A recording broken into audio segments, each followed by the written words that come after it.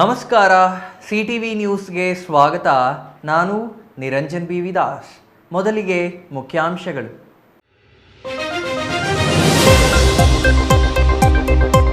ಪರಿಶಿಷ್ಟರೆಂಬ ಕಾರಣಕ್ಕೆ ಪೊಲೀಸ್ ಪೇದೆಗಳಿಗೆ ಕಿರುಕುಳ ಆರೋಪ. ಜಿಲ್ಲಾ ಪೊಲೀಸ್ ವರಿಷ್ಠಾಧಿಕಾರಿ ವಿರುದ್ಧ ಕ್ರಮಕ್ಕೆ ಅಹಿಂದ ಒಕ್ಕೂಟ ಒತ್ತಾಯ. ಸಮರ್ಪಕ ತನಿಖೆಗೆ ಆಗ್ರಹ. ಬರ ಬಿರು ಬೇಸಿಗೆಯ ಪರಿಣಾಮ ಸೊಪ್ಪಿನ ಇಳುವರಿ ಕುಂಠಿತ. ಮಾರುಕಟ್ಟೆಯಲ್ಲಿ ಗಗನಕ್ಕೇರಿದ ಸೊಪ್ಪಿನ ಬೆಲೆ. ಗ್ರಾಹಕನ ಜೇಬಿಗೆ ಕತ್ತರಿ ಹಾಕುತ್ತಿರುವ ಸೊಪ್ಪು. ಜೂನ್ 9ಕ್ಕೆ ಶಿಡ್ಲಘಟ್ಟದಲ್ಲಿ ಶ್ರೀರಾಮ ಶೋಭಾಯಾತ್ರೆ. ಇಂದು ಕರಪತ್ರ ಬಿಡುಗಡೆ. ಶೋಭಾಯಾತ್ರೆಯಲ್ಲಿ ಭಾಗವಹಿಸಲು ಬಜರಂಗ ದಳ ಮನವಿ. ಚಿಂತಾಮಣಿ ಲಕ್ಷ್ಮೀ ವಿದ್ಯಾಸಂಸ್ಥೆಯಲ್ಲಿ ಬೃಹತ್ ರಕ್ತದಾನ ಶಿಬಿರ. ಆರೋಗ್ಯವಂತರೆಲ್ಲರೂ ರಕ್ತದಾನ ಮಾಡುವಂತೆ ಸಂಸ್ಥೆಯ ಅಧ್ಯಕ್ಷ ನರಸಿಂಹರೆಡ್ಡಿ ಮನವಿ. ವಾರ್ತೆಗಳ ವಿವರ. ಪರಿಶಿಷ್ಟ ಜಾತಿಗೆ ಸೇರಿದವರು ಎಂಬ ಕಾರಣಕ್ಕೆ ಅಧಿಕಾರ ದುರುಪಯೋಗ ಮಾಡಿಕೊಂಡು ಪೊಲೀಸ್ ಪೇದೆಗಳಾದ ಅಶೋಕ್ ಮತ್ತು ನರಸಿಂಹಮೂರ್ತಿ ಅವರಿಗೆ ಚಿತ್ರಹಿಂಸೆ ನೀಡುತ್ತಿರುವ ಚಿಕ್ಕಬಳ್ಳಾಪುರ ಜಿಲ್ಲಾ ಪೊಲೀಸ್ ವರಿಷ್ಠಾಧಿಕಾರಿ ನಾಗೇಶ್ ಮತ್ತು ಇತರೆ ಅಧಿಕಾರಿಗಳ ವಿರುದ್ಧ ಕ್ರಮ ಕೈಗೊಳ್ಳುವಂತೆ ಕರ್ನಾಟಕ ಅಹಿಂದ ಸಂಘಟನೆಗಳ ಒಕ್ಕೂಟ ಒತ್ತಾಯಿಸಿದೆ.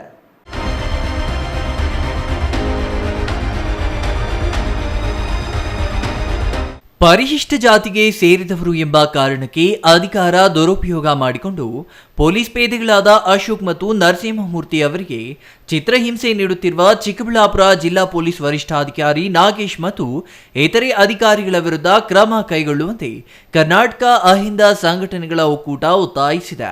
ಚಿಕ್ಕಬಳ್ಳಾಪುರದ ಪತ್ರಕರ್ತರ ಭವನದಲ್ಲಿ ಇಂದು ನಡೆದ ಸುದ್ದಿಗೋಷ್ಠಿಯಲ್ಲಿ ಮಾತನಾಡಿದ ಒಕ್ಕೂಟದ ರಾಜ್ಯ ಸಂಚಾಲಕ ಹರಿರಾಮ್, ಘಟನೆಗೆ ಸಂಬಂಧಿಸಿ ಸಮರ್ಪಕ ತನಿಖೆ ನಡೆಯಬೇಕು ಎಂದು ಆಗ್ರಹಿಸಿದರು.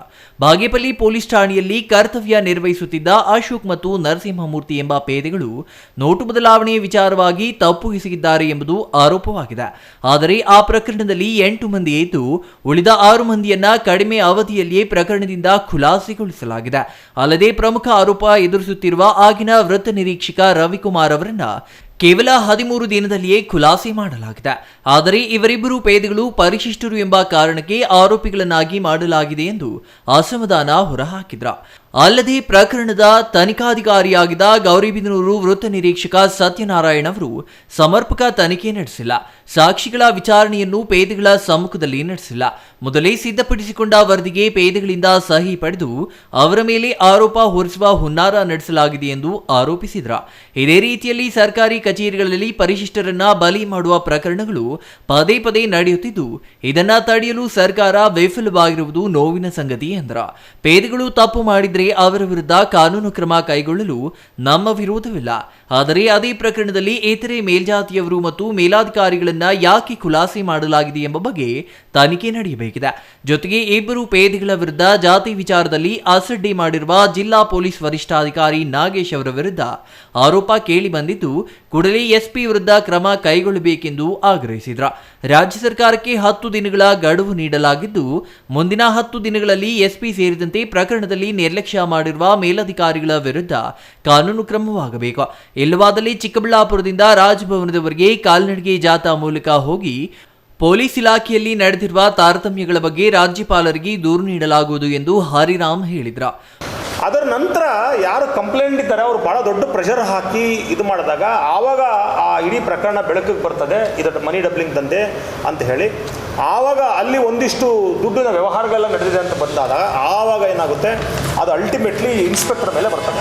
ಆವಾಗ ಇನ್ಸ್ಪೆಕ್ಟರ್ ತಪ್ಪಿಸ್ಕೊಳ್ಳೋದಕ್ಕೆ ಈ ಇಬ್ಬರು ಪೇದೆಗಳು ಇವರೇ ಅದನ್ನೆಲ್ಲ ಮಾಡಿರೋದಂತೇಳಿ ಇವ್ರ ಮೇಲೆ ಹಾಕಿ ಇವ್ರನ್ನೂ ಕೂಡ FIR ಮಾಡಿ ಸಸ್ಪೆಂಡ್ ಮಾಡ್ತಾರೆ. 3 ಜನರನ್ನು, ಇನ್ಸ್ಪೆಕ್ಟ್ರು ಮತ್ತು ಇವರಿಬ್ಬರನ್ನೂ ಕೂಡ ಸಸ್ಪೆಂಡ್ ಮಾಡ್ತಾರೆ. ಇಬ್ಬರಿಗೂ ಡಿಪಾರ್ಟ್ಮೆಂಟಲ್ಲಿ ಎನ್ಕ್ವೈರಿ ಕೂಡ ಆಗುತ್ತೆ. ಆದರೆ ದುರಂತ ಏನಪ್ಪ ಅಂದರೆ ಆ ಇನ್ಸ್ಪೆಕ್ಟರ್ನ ಕೆಲವೇ ದಿನಗಳಲ್ಲಿ ಆ ಪ್ರಕರಣದಿಂದ ಪಕ್ಕಕ್ಕೆ ಸರಿಸ್ತಾರೆ. ಆದರೆ ಈ ಇಬ್ಬರನ್ನು ಸುಮಾರು 6 ತಿಂಗಳುಗಳ ಕಾಲ ಸಸ್ಪೆನ್ಷನ್ ಇಡ್ತಾರೆ. ಆದರೆ ನಮ್ಮ ಒಂದು ಅಹವಾಲು ಏನಪ್ಪ ಅಂದರೆ ಒಂದು ಟ್ರಾನ್ಸ್ಪರೆಂಟ್ ಆದಂಥ ಎನ್ಕ್ವೈರಿ ಆಗಬೇಕು. ಯಾವುದೇ ಹೇಗೆ ನೀವು ಈಗಾಗಲೇ ಒಂದು ರೀತಿ ಪ್ರಿಜುಡೈಸ್ ಆಗಿ ಪೂರ್ವಗ್ರಹ ಪೀಡಿತರಾಗಿ ಈ ಪ್ರಕರಣವನ್ನು ನಡೆಸ್ಕೋತಾ ಇದ್ದೀರಾ, ನಡೆಸ್ಕೊಳ್ದೇನೆ ಮತ್ತು ಈ ಚಿಕ್ಕಬಳ್ಳಾಪುರ ಮತ್ತು ಕೋಲಾರ ಜಿಲ್ಲೆಗೆ ಹೊರತುಪಡಿಸಿ ಬೇರೆ ಜಿಲ್ಲೆಯ ಅಧಿಕಾರಿಗಳನ್ನು ನೀವು ಈ ಪ್ರಕರಣದಲ್ಲಿ ಇನ್ವೆಸ್ಟಿಗೇಷನ್ ಮಾಡುವಂಥ ಜವಾಬ್ದಾರಿಯನ್ನು ಕೊಡ್ತಕ್ಕಂಥದ್ದು. ಮತ್ತು ಹೇಗೆ ಈ ಇಬ್ಬರ ಮೇಲೆ ನೀವು ಎಂಕ್ವೈರಿನ ಹಾಕಿದ್ದೀರಿ ಇಂಡಿಸಿಪ್ಲಿನ್ ಅಂತೇಳಿ, ಹಾಗೆ ನಿಮ್ಮ ಕೆಳಗಿರ್ತಕ್ಕಂಥ ಒಬ್ಬ ನೌಕರನ ಕಾನ್ಸ್ಟೇಬಲನ್ನು ನೀವು ಜಾತಿ ನಿಂದನೆ ಮಾಡಿರೋದು, ಅವ್ರಿಗೆ ಅವಮಾನ ಮಾಡಿರೋದು, ಇದು ಕೂಡ ಎನ್ಕ್ವೈರಿ ಆಗಬೇಕಲ್ಲ. ಹಾಗಾಗಿ ಎಸ್ ಪಿ ಮೇಲೆ ಕೂಡ ಎನ್ಕ್ವೈರಿಯನ್ನು ಹಾಕಬೇಕು. ಅದ್ರ ಜೊತೆಗೆ ಎಸ್ ಪಿಯನ್ನು ಸಸ್ಪೆಂಡ್ ಮಾಡಬೇಕು. ಯಾಕಂದರೆ ಒಬ್ಬ ಜವಾಬ್ದಾರಿತವಾಗಿರ್ತಕ್ಕಂಥ ಎಸ್ ಪಿ ಜಾತಿ ನಿಂದನೆ ಮಾಡ್ತಕ್ಕಂಥದ್ದು ಎಷ್ಟು ಮಟ್ಟಿಗೆ ಅಂದರೆ, ಈಗ ನೀವು ಆ ಧೋರಣೆನ ಇಟ್ಕೊಂಡಿದ್ದೀರಿ ಅಂದರೆ ಇನ್ನು ಸಾಮಾನ್ಯ ಜನರ ಜೊತೆಗೆ ಹೇಗೆ ನೀವು ಬಿಹೇವ್ ಮಾಡ್ತೀರಿ? ಒಕ್ಕೂಟದ ರಾಜ್ಯ ಸಂಚಾಲಕ ಭಾಸ್ಕರ್ ಪ್ರಸಾದ್ ಮಾತನಾಡಿ, ಬಿಜೆಪಿ ಸರ್ಕಾರ ಆಡಳಿತದಲ್ಲಿದ್ದರೆ ಕೋಮುಗಲಭೆಗಳ, ಕಾಂಗ್ರೆಸ್ ಸರ್ಕಾರ ಅಧಿಕಾರದಲ್ಲಿದ್ದರೆ ದಲಿತರ ಮೇಲೆ ದೌರ್ಜನ್ಯಗಳು ನಡೆಯುವುದು ಸಾಮಾನ್ಯವಾಗಿದೆ. ಪ್ರಸ್ತುತ ರಾಜ್ಯ ಕಾಂಗ್ರೆಸ್ ಸರ್ಕಾರ ರಣಹೇಡಿ ಸರ್ಕಾರ. ತಾವೇ ದಲಿತರು ಎಂದು ಹೇಳಿಕೊಳ್ಳುವ ಮುಖ್ಯಮಂತ್ರಿ ಸಿದ್ದರಾಮಯ್ಯ ಅವರಿಂದ ದಲಿತರಿಗೆ ನ್ಯಾಯ ಸಿಗಲ್ಲ. ಇನ್ನು ಗೃಹ ಸಚಿವರಾಗಿರುವ ಡಾಕ್ಟರ್ ಜಿ ಪರಮೇಶ್ವರ್ ಅವರು ಸ್ವತಃ ದಲಿತರಾಗಿದ್ರೂ ಯಾವುದೇ ಉಪಯೋಗವಿಲ್ಲ. ಯಾಕೆಂದ್ರೆ ಸರ್ಕಾರದಲ್ಲಿ ಅವರ ಮಾತಿಗೆ ಬೆಲೆಯೇ ಇಲ್ಲವಾಗಿದೆ ಎಂದು ಕಿಡಿಕಾರಿದ್ರ. ಸರ್ಕಾರದ ಮಟ್ಟದಲ್ಲಿ ದೂರು ನೀಡಿದ್ರೆ ಈ ಪ್ರಕರಣದಲ್ಲಿ ಯಾವುದೇ ಉಪಯೋಗವಿಲ್ಲ. ಇದರಿಂದ ನೇರವಾಗಿ ರಾಜ್ಯಪಾಲರಿಗೆ ದೂರು ನೀಡುವ ಮೂಲಕ ಚಿಕ್ಕಬಳ್ಳಾಪುರ ಜಿಲ್ಲಾ ಪೊಲೀಸ್ ವರಿಷ್ಠಾಧಿಕಾರಿ ನಾಗೇಶ್, ತನಿಖಾಧಿಕಾರಿ ಸತ್ಯನಾರಾಯಣ ಸೇರಿದಂತೆ ಇತರೆ ಹಿರಿಯ ಅಧಿಕಾರಿಗಳ ವಿರುದ್ಧ ಕ್ರಮವಾಗಬೇಕು ಮತ್ತು ಈ ಪ್ರಕರಣದ ಸಮಗ್ರ ತನಿಖೆ ನಡೆಸಬೇಕು. ಇಲ್ಲವಾದರೆ 10ನೇ ದಿನ ರಾಜಭವನ ಚಲೋ ನಡೆಸಲಾಗುವುದು ಎಂದು ಹೇಳಿದ್ರ. ಇಲ್ಲಿ ಈ ಪ್ರಕರಣದಲ್ಲಿ ಏನು ಅಶೋಕ್ ಮತ್ತು ನರಸಿಂಹಮೂರ್ತಿ ಆರೋಪಿಗಳು ಅಂತ ಮಾಡಿದ್ದಾರೆ, ಇವ್ರ ಜೊತೆಯಲ್ಲಿ ಇನ್ಸ್ಪೆಕ್ಟರ್ ರವಿಕುಮಾರ್ ಕೂಡ ಆರೋಪಿನೇ. ನೋಡಿ, ಇಲ್ಲಿ ರವಿಕುಮಾರ್ ಮತ್ತು ಇವ್ರ ಮೇಲೆ FIR ಆಗುತ್ತೆ. ಆದರೆ ಕೇವಲ 13 ದಿವಸದಲ್ಲಿ ಒಬ್ಬ PC ಆತ SC ಅಲ್ಲ ಅನ್ನೋ ಕಾರಣಕ್ಕೆ ಆತನ ಸಸ್ಪೆನ್ಷನ್ ರಿವೋಕ್ ಮಾಡ್ತಾರೆ ಕೇವಲ 13 ದಿವಸಕ್ಕೆ. ಮತ್ತು ಇನ್ಸ್ಪೆಕ್ಟರ್ದು ಕೇವಲ 3 ತಿಂಗಳಿಗೆ ಅವರ ಸಸ್ಪೆನ್ಷನ್ ರಿವೋಕ್ ಮಾಡ್ತಾರೆ. ನೀವು ಗಮನಿಸಿ, ನಾವು ಸಹಜವಾಗಿ ಯೋಚನೆ ಮಾಡೋಣ. ಒಂದು ಅಪರಾಧ ನಡೆಯುವಂಥ ಜಾಗದಲ್ಲಿ, ಅಪರಾಧ ನಡೆದಿದೆ ಅಂತ ಮಾತಾಡೋಣ, ಈಗ ಎನ್ಕ್ವೈರಿ ಆದ್ಮೇಲೆ ನಡೆದಿರೋ ಜಾಗದಲ್ಲಿ ಅಲ್ಲಿ ಖುದ್ದು ದೈಹಿಕವಾಗಿ ಹಾಜರಿರುವಂತಹ ಸರ್ಕಲ್ ಇನ್ಸ್ಪೆಕ್ಟರ್ ಯಾರು ರವಿಕುಮಾರ್ ಮತ್ತು ಈ 2 PC ಗಳು, ಇವರು 3 ಜನರ ಮೇಲೆ ಆಗುವಂತಹ ಆರೋಪ ಅಥವಾ ಏನು FIR ತನಿಖೆ ಆಗುವಾಗ ಇವರಿಬ್ಬರನ್ನ ಬಿಟ್ಟು ಅವ್ರು ಮಾತ್ರ ಆರೋಪದಿಂದ ಹೆಂಗೆ ಮುಕ್ತರಾಗ್ತಾರೆ ಇನ್ಸ್ಪೆಕ್ಟ್ರು? ಇದನ್ನು SP ಅವ್ರು ಗಮನಿಸ್ಬೇಕು. ಮತ್ತು ಇನ್ನೊಬ್ಬ PC ಆತ ಮಾತ್ರ ಹೇಗೆ ಆರೋಪದಿಂದ ಮುಕ್ತಿ ಆಗ್ತಾನೆ? ದಲಿತ ಸಮುದಾಯದವರು ಮಾತ್ರ ಯಾಕೆ ಇಂಥ ಒಂದು ಶಿಕ್ಷೆಗೆ ಒಳಗಾಗಬೇಕು? ಇದನ್ನು ಅವ್ರ ಹೆಂಡತಿ ತನ್ನ ಹಸುಗೂಸು ಹಿಡ್ಕೊಂಡೋಗಿ SP ಅವ್ರನ್ನ ಕೇಳುವಾಗ ನೀವು ಮಾತ್ರ ಮಕ್ಕಳ ಹುಟ್ಟೋದು ಅಂತಂದರೆ ಇದು ಒಬ್ಬ ಜವಾಬ್ದಾರಿಯುತ ಪೊಲೀಸ್ ಇಲಾಖೆಯ ಅಧಿಕಾರಿ ನಡ್ಕೊಳ್ಳುವಂತಹ ರೀತಿ ಅಲ್ಲ. ಆ ನಡವಳಿಕೆಯನ್ನು ಅವರು ತಿದ್ದುಕೋಬೇಕು. ಮತ್ತು ಅವ್ರ ಮೇಲೆ ತುಂಬ ಇದು ಈ ಜಾಗದಲ್ಲಿ ಅದು ತೊಂದರೆ ಏನಾಗ್ತದೆ, ಉದ್ದೇಶಪೂರ್ವಕವಾಗಿ ಅವ್ರದ್ದೆಲ್ಲ ಕೊಡ್ತಾ ಇದ್ದಾರೇನೋ ಅಂತ. ಎನ್ಕ್ವೈರಿ ಟೈಮಲ್ಲಿ ನಾವು ಎಲ್ಲ ದಾಖಲೆಗಳನ್ನ ಸಬ್ಮಿಟ್ ಮಾಡೋದಕ್ಕೆ ರೆಡಿ ಇದ್ದೀವಿ. ಪೊಲೀಸ್ ಇಲಾಖೆಯಲ್ಲಿ ಇವ್ರು ಏನು ಸಂಬಂಧಪಟ್ಟಂಥ ವಿಚಾರ ಯಾರ ಮೇಲೆ ನಾವು ಆರೋಪ ಮಾಡ್ತಾ ಇದ್ದೀವಿ, ಅವರ ಆಡಳಿತ ಮೇಲೆ ನಡೆದಿರುವಂತಹ ಲಕ್ಷಾಂತರ ಕೋಟ್ಯಾಂತರ ರೂಪಾಯಿಗಳ ಹಗರಣಗಳ ದಾಖಲೆಗಳನ್ನು ಕೂಡ ನಾವು ರೆಡಿ ಇಟ್ಟಿದ್ದೀವಿ ಈ ಕ್ಷಣದಲ್ಲೂ. ಬಟ್ ಇಲ್ಲದನ್ನು ಪ್ರೆಸೆಂಟ್ ಮಾಡಿದ್ರೆ ವಿಷಯವನ್ನು ತಿರ್ಚೋದಕ್ಕೆ ಮತ್ತು ಏನು ಆರೋಪ ಇದೆಯಲ್ಲ PC ಅವ್ರನ್ನ ಕಾಪಾಡ್ಕೊಳ್ಳೋದಕ್ಕೋಸ್ಕರ ಆರೋಪ ಮಾಡ್ತಾರೆ ಅನ್ನೋ ಎಚ್ಚರ ಬಂದ್ಬಿಡುತ್ತೆ. ಹಾಗಾಗಿ ಇದನ್ನು ಭಾಳ ನಾವು ಗಂಭೀರವಾಗಿ ಪರಿಗಣಿಸಿದ್ದೀವಿ. ಮತ್ತು ನಮ್ಮ ಹಿಂದೂ ಸಂಘಟನೆಗಳ ಒಕ್ಕೂಟ ಏನಿದೆ, ಇದರ ಹಿಸ್ಟ್ರಿಯನ್ನು ನೀವು ಗಮನಿಸಿ. ನಾವು ಕೈಯಿಟ್ಟಂಥ ಪ್ರಕರಣಗಳಲ್ಲಿ ನ್ಯಾಯ ಪಡೆಯುವವರೆಗೂ ಕೂಡ ಇಲ್ಲಿವರೆಗೂ ಯಾವುದನ್ನು ಕೈ ಬಿಟ್ಟಿದ್ದಿಲ್ಲ, ಇನ್ನು ಮುಂದಕ್ಕೂ ಇಲ್ಲ. ಇದು ನಮ್ಮ ಸಂಘಟನೆಗಿರುವಂತಹ ಬದ್ಧತೆ ಮತ್ತು ನಮ್ಮ ಕಮಿಟ್ಮೆಂಟ್ ಇದು. ಇದನ್ನು ನಾವು ಮುಂದುವರಿತೀವಿ. ಇದರಲ್ಲಿ ಅವರಿಗೆ ಏನು ಯಾರಿಗೆ ಅನ್ಯಾಯ ಆಗಿದೆ ಅವ್ರಿಗೆ ನ್ಯಾಯ ಸಿಗಬೇಕು. Jangalahalli Ashwath, CTV news, Chikkaballapur. ಜೆಲ್ಲಿಯಲ್ಲಿ ಬೇಸಿಗೆ ಬಂದರೆ ಹಣ್ಣು, ತಂಪು ಪಾನೀಯಗಳಿಗೆ ಎಲ್ಲಿಲ್ಲದ ಬೇಡಿಕೆ ಸಹಜವಾಗಿಯೇ ಇರುತ್ತಿತ್ತು.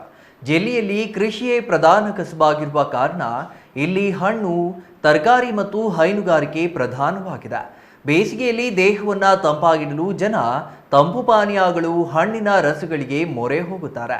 ಬೆಂಗಳೂರಿಗೆ ಅಗತ್ಯವಿರುವ ತರಕಾರಿಯಲ್ಲಿ 50%ಕ್ಕೂ ಹೆಚ್ಚು ಪೂರೈಸುವುದು ಚಿಕ್ಕಬಳ್ಳಾಪುರ ಜಿಲ್ಲೆಯ. ಆದರೆ ಇದೀಗ ಅತಿಯಾದ ಬೇಸಿಗೆ ತರಕಾರಿ ಇಳುವರಿಯ ಮೇಲೆ ವ್ಯತಿರಿಕ್ತ ಪರಿಣಾಮ ಬೀರುತ್ತಿದ್ದು ತರಕಾರಿಯ ಬೆಲೆ ಗಗನಮುಖಿಯಾಗಿದೆ. ಹಾಗಾದರೆ ಯಾವ ತರಕಾರಿ ಬೆಲೆ ಹೆಚ್ಚಾಗಿದೆ ಅಂತೀರಾ? ನೀವೇ ನೋಡಿ. ತೋಟದಲ್ಲಿ ಮೊಳಕೆಯೊಡೆದ ಸೊಪ್ಪು ಮೊಳಕೆಯಲ್ಲಿಯೇ ಮುರುಟಿ ಹೋಗುವಷ್ಟು ಬಿಸಿ. ಕೊತ್ತಂಬರಿ ಸೇರಿ ಹಲವು ಬಗೆಯ ಸೊಪ್ಪು ಬೆಳೆಯುವ ರೈತರು ಅತಿಯಾದ ಬಿಸಿಲಿನ ಪರಿಣಾಮ ತೀವ್ರ ಸಂಕಷ್ಟಕ್ಕೆ ಸಿಲುಕಿದ್ದಾರೆ. ವಿವಿಧ ಬಗೆಯ ಸೊಪ್ಪು ಖರೀದಿ ಮಾಡಲು ನಾ ಮುಂದು ತಾ ಮುಂದು ಎಂದು ಮುಗಿ ಬೀಳುತ್ತಿದ್ದ ಜನರು ಈಗ ಸೊಪ್ಪಿನ ಬೆಲೆ ಕೇಳಿಯೇ ಬೆಚ್ಚಿ ಬೀಳುವಂತಾಗಿದೆ. ಚಿಕ್ಕಬಳ್ಳಾಪುರ ತಾಲೂಕಿನಲ್ಲಿ ಹಣ್ಣು, ಹೂವು, ತರಕಾರಿ ಹೆಚ್ಚಾಗಿ ಬೆಳೆಯಲಾಗುತ್ತಿದೆ. ಜೊತೆಗೆ ಪ್ರಕೃತಿ ದತ್ತವಾಗಿರುವ ಗಿರಿಧಾಮಗಳು ಜಿಲ್ಲೆಗೆ ಮೆರುಗು ನೀಡಿವೆ. ಜಿಲ್ಲೆಯಲ್ಲಿ ಕಳೆದ 2 ವರ್ಷಗಳಿಂದ ಬರ ತಾಂಡವಾಡುತ್ತಿದೆ. ಇತ್ತೀಚೆಗೆ ಅಲ್ಲಿಷ್ಟು ಇಲ್ಲಿಷ್ಟು ಮಳೆಯಾಗುತ್ತಿದೆ. ಆದರೂ ಬಿಸಿಲಿನ ಧಗೆ ಮಾತ್ರ ಕಡಿಮೆಯಾಗ್ತಿಲ್ಲ.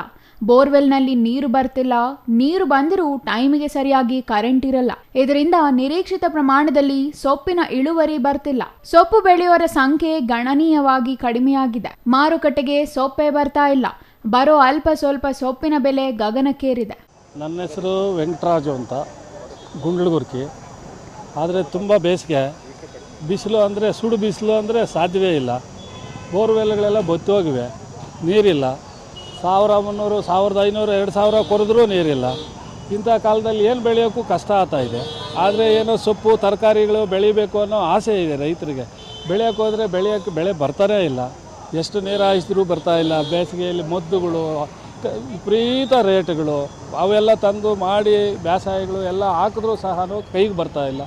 ಏನೋ ಅಲ್ಪ ಸ್ವಲ್ಪ ಸಿಕ್ಕಿ ಅದರಲ್ಲಿ ಉಳಿಸ್ಕೊಂಡು ಬಂದು ಮಾರ್ಕೆಟಿಗೆ ತಂದರೆ ಅವರು 4 ಕಾಸು ಕೊಡ್ತಾರೆ. ಆದರೆ ಅದೂ ವಿಪರೀತ ರೇಟ್ಗಳು. ಅಲ್ಲಿ ಇಲ್ಲಿ 50 ರೂಪಾಯಿ ಒಂದು ಕಟ್ಟು, 60 ರೂಪಾಯಿ ಒಂದು ಸೊಪ್ಪು, ದಟ್ಟು ಸೊಪ್ಪು, ಕೊತ್ತಂಬರಿ, ಪುದೀನ ಸೊಪ್ಪು ಎಲ್ಲ ರೇಟ್ಗಳು ಗಗನಕ್ಕೆ ಹೋಗಿಬಿಟ್ಟಿದೆ.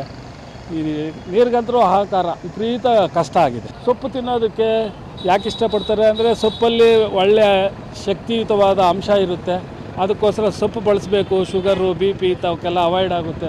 ಸೊಪ್ಪು ತಿಂದರೆ ನಾರಿನಾಂಶ ಚೆನ್ನಾಗಿರುತ್ತೆ ಅಂತ ಸೊಪ್ಪನ್ನು ಇಷ್ಟಪಡ್ತಾರೆ. ಪ್ರಸ್ತುತ ಅತಿಯಾದ ರಸಗೊಬ್ಬರ ಮತ್ತು ಕೀಟನಾಶಕಗಳನ್ನು ಬಳಸಿದ ಪದಾರ್ಥಗಳ ಸೇವನೆಯಿಂದ ಜನರು ವಿವಿಧ ಕಾಯಿಲೆಗಳಿಗೆ ತುತ್ತಾಗಿ ಮನೆ ಮಂದಿಯೆಲ್ಲ ಆಸ್ಪತ್ರೆ ಪಾಲಾಗುತ್ತಿದ್ದಾರೆ. ಇದರ ಜೊತೆಗೆ ಗಾಯದ ಮೇಲೆ ಬರೆ ಎಳೆದಂತೆ HN ವ್ಯಾಲಿ ನೀರು ಜನರ ಆರೋಗ್ಯದ ಮೇಲೆ ಮಾತ್ರವಲ್ಲದೆ ರೈತರ ಬೆಳೆಗಳ ಮೇಲೂ ದುಷ್ಪರಿಣಾಮ ಬೀರುತ್ತಿದೆ. ವೈದ್ಯರ ಸೂಚನೆಯಂತೆ ಇನ್ನು HN ವ್ಯಾಲಿ ನೀರಿನಿಂದ ಬೆಳೆದ ತರಕಾರಿ ಎಂಬ ಕಾರಣಕ್ಕೆ ರಾಜಧಾನಿ ಬೆಂಗಳೂರಿನಲ್ಲಿ ಚಿಕ್ಕಬಳ್ಳಾಪುರದ ತರಕಾರಿ ಖರೀದಿಸಲು ಜನರು ಹಿಂದೇಟು ಹಾಕುವ ಆತಂಕ ಎದುರಾಗಿದೆ. ಈವರೆಗೆ ಚಿಕ್ಕಬಳ್ಳಾಪುರದ ತರಕಾರಿ ಎಂದರೆ ಬೆಂಗಳೂರಿನ ಜನ ಮುಗಿಬಿದ್ದು ಖರೀದಿ ಮಾಡುತ್ತಿದ್ರು. ಆದರೆ ಈಗ ಚಿಕ್ಕಬಳ್ಳಾಪುರದ ತರಕಾರಿ ಎಂದ್ರೇನೆ ಬೆಚ್ಚಿ ಬೀಳುವ ಸ್ಥಿತಿ ನಿರ್ಮಾಣವಾಗಿದೆ. ಅದೇ ಬೆಂಗಳೂರಿನ ತ್ಯಾಜ್ಯ ನೀರು ಚಿಕ್ಕಬಳ್ಳಾಪುರ ಜಿಲ್ಲೆಗೆ ಸಾಗಿಸುತ್ತಿದ್ದು, ಅದೇ ನೀರಿನಿಂದ ಬೆಳೆದ ತರಕಾರಿ ಎಂಬ ಕಾರಣಕ್ಕೆ ಚಿಕ್ಕಬಳ್ಳಾಪುರದ ತರಕಾರಿಗೆ ಗ್ರಾಹಕರಿಗೆ ಕೊರತೆಯಾಗಿದೆ. ಇದು ಒಂದು ಕಡೆಯಾದರೆ ಪ್ರಸ್ತುತ ತೀವ್ರವಾಗಿ ಕಾಡುತ್ತಿರುವ ಬರ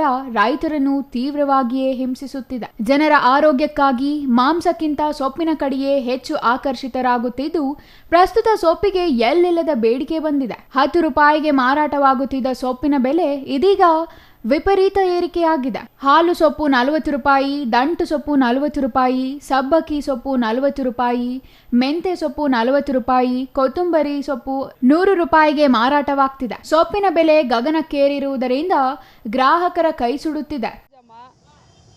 ನನ್ನ ಹೆಸರು ಸರೋಜಮ್ಮ.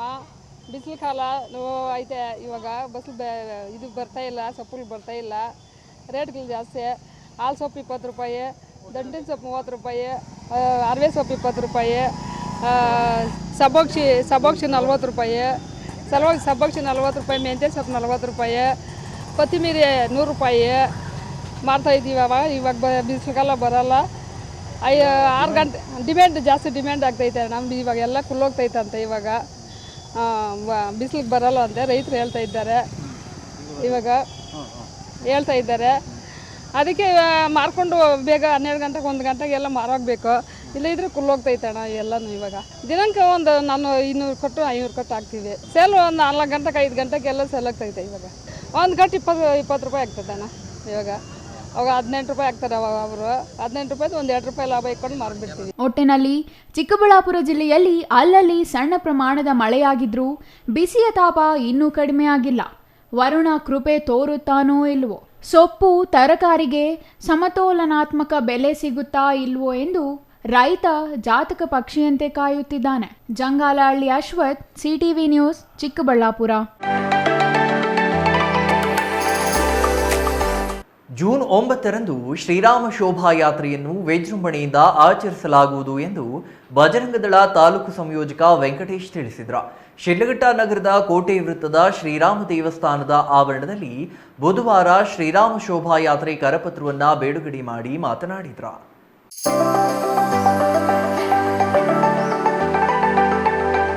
ಶಿಡ್ಲಘಟ್ಟ ನಗರ ಹೊರವಲಯದ ದೆಬ್ಬೂರಹಳ್ಳಿ ರಸ್ತೆಯಲ್ಲಿ ಹನುಮಂತಪುರ ಗೇಟ್ ಬಳಿ ಇರುವ ಶ್ರೀ ಆಂಜನೇಯ ಸ್ವಾಮಿ ದೇವಾಲಯದ ಆವರಣದಿಂದ ಜೂನ್ 9ರಂದು ಬೆಳಗ್ಗೆ 11 ಗಂಟೆಗೆ ಶೋಭಾಯಾತ್ರೆ ಪ್ರಾರಂಭವಾಗಲಿದೆ.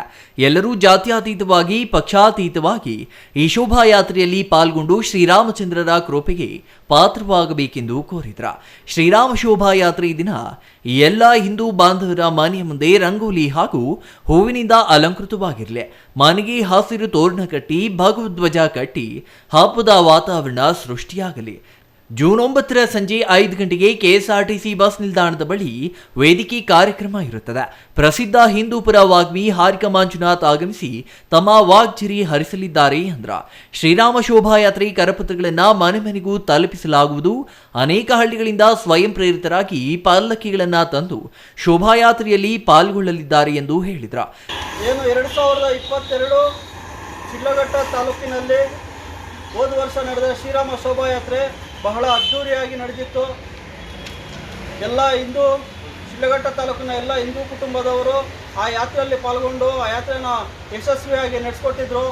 ಅದೇ ರೀತಿ ಈ ವರ್ಷ ಕೂಡ ಶ್ರೀರಾಮ ಶೋಭಾಯಾತ್ರೆಯನ್ನು ಬರೋ ತಿಂಗಳು 9ನೇ ತಾರೀಕು ಭಾನುವಾರ ಬೆಳಿಗ್ಗೆ 11 ಗಂಟೆಗೆ ಹನುಮಂತಪುರ ಗೇಟ್ ಬಳಿ ಇರುವ ಶ್ರೀ ಆಂಜನೇಯ ಸ್ವಾಮಿ ವೃತ್ತದಿಂದ ಸ್ಟಾರ್ಟ್ ಆಗಿ ಬಸ್ ಸ್ಟ್ಯಾಂಡಲ್ಲಿ ಕ್ಲೋಸ್ ಆಗುತ್ತೆ. ಮತ್ತು ಅದೇ ರೀತಿ KSRTC ಬಸ್ ಸ್ಟ್ಯಾಂಡ್ ಒಳಗೆ 5 ಗಂಟೆಗೆ ವೇದಿಕೆ ಕಾರ್ಯಕ್ರಮ ಇರುತ್ತೆ. ಆ ವೇದಿಕೆ ಕಾರ್ಯಕ್ರಮಕ್ಕೆ ಹಾರಿಕಾ ಮಂಜುನಾಥ್ ಅವರು ಬರುತ್ತಾರೆ. ಅದೇ ರೀತಿ ಏನು ಶೋಭಾಯಾತ್ರೆ ನಾವು ಮಾಡ್ಕೊಂಡು ಬರ್ತಾ ಇದ್ದೀರಿ, ನಮ್ಮ ಹಿಂದೂ ಕುಟುಂಬದವರೆಲ್ಲ, ನಮ್ಮ ತಾಲೂಕಿನ ಎಲ್ಲ ಸಮಸ್ತ ಹಿಂದೂ ಕುಟುಂಬದವರು ಈ ಯಾತ್ರೆಯಲ್ಲಿ ಪಾಲ್ಗೊಂಡು ಅವತ್ತೊಂದಿನ 9ನೇ ತಾರೀಕು ಎಷ್ಟೇ ಅವರಿಗೆ ಕೆಲಸ ಕಾರ್ಯಗಳಿದ್ರು ಆ ಒಂದಿನ ಆ ಕೆಲಸವನ್ನು ಬಿಟ್ಟು ಆ ಹಿಂದೂ ಸಮಾಜಕ್ಕೆ ಮಾಡುವಂಥ ಯಾತ್ರೆಯಲ್ಲಿ ಪಾಲ್ಗೊಂಡು ಈ ಸಾರಿ ಕೂಡ ಶ್ರೀರಾಮ ಶೋಭಾಯಾತ್ರೆಯನ್ನು ಯಶಸ್ವಿ ಮಾಡಬೇಕಂತ ಸಮಸ್ತ ಶಿಡ್ಲಘಟ್ಟ ತಾಲೂಕಿನ ಹಿಂದೂ ಕುಟುಂಬದವರನ್ನು ಈ ವೇದಿಕೆ ಮುಖಾಂತರ ಕೊಡ್ತಾ ಇದ್ದೀರಿ. ಜಿಲ್ಲಾ ಬಜರಂಗ ದಳದ ಸಂಯೋಜಕ ಅಂಬರೀಶ್, ತಾಲೂಕು ಸಂಯೋಜಕ ವೆಂಕಟೇಶ್, ಹಿಂದೂಪರ ಸಂಘಟನೆಗಳ ಕಾರ್ಯಕರ್ತರು ಹಾಜರಿದ್ರ. ಛಾಯಾ ರಮೇಶ್, ಸಿಟಿವಿ ನ್ಯೂಸ್, ಶಿಡ್ಲಘಟ್ಟ.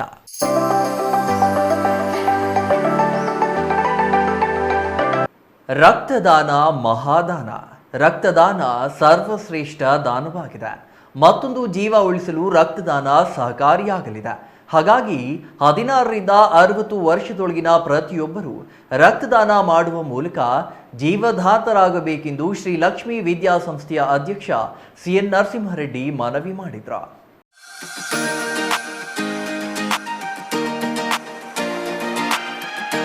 ಚಿಂತಾಮಣಿ ನಗರದ ಚೇಳೂರು ರಸ್ತೆಯಲ್ಲಿರುವ ಪ್ರತಿಷ್ಠಿತ ಲಕ್ಷ್ಮೀ ವಿದ್ಯಾಸಂಸ್ಥೆ ಆವರಣದಲ್ಲಿ ವಿಶ್ವದಾದಿಯರ ದಿನಾಚರಣೆ ಅಂಗವಾಗಿ ಉಚಿತ ರಕ್ತದಾನ ಶಿಬಿರ ಹಮ್ಮಿಕೊಳ್ಳಲಾಗಿತ್ತು.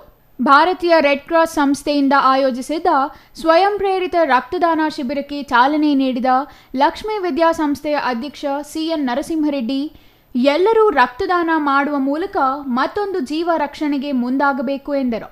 ರಕ್ತ ಕೃತವಾಗಿ ಉತ್ಪಾದಿಸಲು ಸಾಧ್ಯವಿಲ್ಲ. ರಕ್ತವನ್ನು ಒಬ್ಬರ ದೇಹದಿಂದ ತೆಗೆದು ಕೊರತೆ ಇರುವವರಿಗೆ ದಾನ ಮಾಡಬೇಕು. ಅಪಘಾತ, ಹೆರಿಗೆ ಸೇರಿದಂತೆ ರಕ್ತಹೀನತೆಯಿಂದ ಬಳಲುತ್ತಿರುವವರ ರಕ್ಷಣೆಗೆ ರಕ್ತ ಅಗತ್ಯವಾಗಬೇಕು. ಹಾಗಾಗಿ ಪ್ರತಿಯೊಬ್ಬ ಆರೋಗ್ಯವಂತರು ರಕ್ತದಾನ ಮಾಡುವ ಮೂಲಕ ಮತ್ತೊಬ್ಬರ ಜೀವ ಉಳಿಸುವ ಕೆಲಸಕ್ಕೆ ಮುಂದಾಗಬೇಕು ಎಂದು ಅವರು ಈ ಸಂದರ್ಭದಲ್ಲಿ ಮನವಿ ಮಾಡಿದರು. ರಕ್ತದಾನದಿಂದ ಯಾವುದೇ ಅಪಾಯವಿಲ್ಲ. ಇಂತಹ ಊಹಾಪೋಹಗಳಿಗೆ ಕಿವಿಗೊಡದೆ ಕನಿಷ್ಠ ಪ್ರತಿ 6 ತಿಂಗಳಿಗೊಮ್ಮೆಯಾದರೂ ರಕ್ತದಾನ ಮಾಡುವುದರಿಂದ ದೇಹದಲ್ಲಿನ ಆರೋಗ್ಯಕ್ಕೆ ಸಹಕಾರಿಯಾಗಲಿದೆ. ಅಲ್ಲದೆ ಮತ್ತೊಬ್ಬರ ಜೀವ ಉಳಿಸಿದ ಪುಣ್ಯವೂ ಸಿಗಲಿದೆ. ರಕ್ತದಾನದಿಂದ ದೇಹಕ್ಕೆ ಹೊಸ ಚೈತನ್ಯ ಸಿಗುತ್ತದೆ. ರಕ್ತದಾನಕ್ಕೆ ಭಯಪಡುವ ಅಗತ್ಯವಿಲ್ಲ. ಇದು ನೋವು ರಹಿತ ಪ್ರಕ್ರಿಯೆಯಾಗಿದೆ. ಪ್ರತಿಯೊಬ್ಬರೂ ಸ್ವಯಂ ಪ್ರೇರಿತವಾಗಿ ರಕ್ತದಾನ ಮಾಡಿ ಜೀವ ಉಳಿಸಿ. ಇದರಿಂದ ಉತ್ತಮ ಆರೋಗ್ಯವಂತರಾಗುವ ಜೊತೆಗೆ ಹಿಮಾಕ್ರಮೋಟಿಸ್ ಕ್ಯಾನ್ಸರ್ನಿಂದ ಪಾರಾಗಿ ಹೃದಯಘಾತ ತಪ್ಪಿಸಬಹುದು ಎಂದು ಹೇಳಿದರು. ಶ್ರೀ ಲಕ್ಷ್ಮೀ ವಿದ್ಯಾಸಂಸ್ಥೆಯ CEO ಪ್ರಿಯಾಂಕಾ ಮಾತನಾಡಿ, ರಕ್ತದಾನ ಮಾಡುವ ಪ್ರತಿಯೊಬ್ಬರೂ ಬೀಟ್ರೂಟ್, ಕ್ಯಾರೆಟ್, ದಾಳಿಂಬೆ, ಬೆಟ್ಟದ ನಲ್ಲಿಕಾಯಿ ಜ್ಯೂಸ್ ಮಾಡಿ ಖಾಲಿ ಹೊಟ್ಟೆಯಲ್ಲಿ ಸೇವಿಸಿ, ಮಜ್ಜಿಗೆ, ಕರಿಬೇವು ಕಲಿಸಿ ಸೇವನೆ ಮಾಡಿ, ಜೊತೆಗೆ ಸಿರಿಧಾನ್ಯ ಆಹಾರ ತಿನ್ನುವುದರಿಂದ ರಕ್ತ ಬಹುಬೇಗ ವೃದ್ಧಿಯಾಗುತ್ತದೆ ಎಂದು ಸಲಹೆ ನೀಡಿದರು. ಶ್ರೀ ಲಕ್ಷ್ಮೀ ವಿದ್ಯಾಸಂಸ್ಥೆ ಆವರಣದಲ್ಲಿ ಹಮ್ಮಿಕೊಂಡಿದ್ದ ರಕ್ತದಾನ ಶಿಬಿರದಲ್ಲಿ ಡಾಕ್ಟರ್ ವಿಕ್ರಮ್ ರಕ್ತದಾನ ಮಾಡಿದರು. ನಂತರ ಮಾತನಾಡಿ, ಪ್ರತಿಯೊಬ್ಬ ಆರೋಗ್ಯವಂತರು ರಕ್ತದಾನ ಮಾಡುವುದರಿಂದ ಅವರ ಆರೋಗ್ಯ ವೃದ್ಧಿಸುತ್ತದೆ. ರಕ್ತ ಅಮೂಲ್ಯವಾದ ವಸ್ತು. ಇದನ್ನು ಕೃತಕ ಉತ್ಪಾದನೆ ಮಾಡಲು ಸಾಧ್ಯವಿಲ್ಲ. ಹಾಗಾಗಿ ಪ್ರತಿಯೊಬ್ಬರೂ ರಕ್ತದಾನ ಮಾಡುವ ಮೂಲಕ ಬೇಡಿಕೆಗೆ ಅಗತ್ಯವಿರುವ ರಕ್ತ ಪೂರೈಕೆಯಾಗಲು ಸಹಕಾರ ನೀಡುವಂತೆ ಅವರು ಮನವಿ ಮಾಡಿದರು. ಶಾಲೆಯ ಉಪನ್ಯಾಸಕರು, ಸಿಬ್ಬಂದಿ, ವಿದ್ಯಾರ್ಥಿನಿಯರು ರಕ್ತದಾನ ಮಾಡಿ 150ಕ್ಕೂ ಹೆಚ್ಚು ಯೂನಿಟ್ ರಕ್ತ ಸಂಗ್ರಹಿಸಿ ಮಾದರಿಯಾದರು. ಶ್ರೀ ಲಕ್ಷ್ಮೀ ವಿದ್ಯಾಸಂಸ್ಥೆ ಅಧ್ಯಕ್ಷ CN ನರಸಿಂಹರೆಡ್ಡಿ, ಸಂಸ್ಥೆಯ ಖಜಾಂಚಿ ಡಾಕ್ಟರ್ ವಿಕ್ರಮ್, ಸಿಇಒ ಪ್ರಿಯಾಂಕಾ, ಪ್ರಾಂಶುಪಾಲೆ ಭುವನೇಶ್ವರಿ, ನಿವೃತ್ತ ಕ್ಷೇತ್ರ ಶಿಕ್ಷಣಾಧಿಕಾರಿ ನಾರಾಯಣರೆಡ್ಡಿ ಉಪನ್ಯಾಸಕರು ಹಾಜರಿದ್ದರು. GL Shankar, CTV news, Chintamani.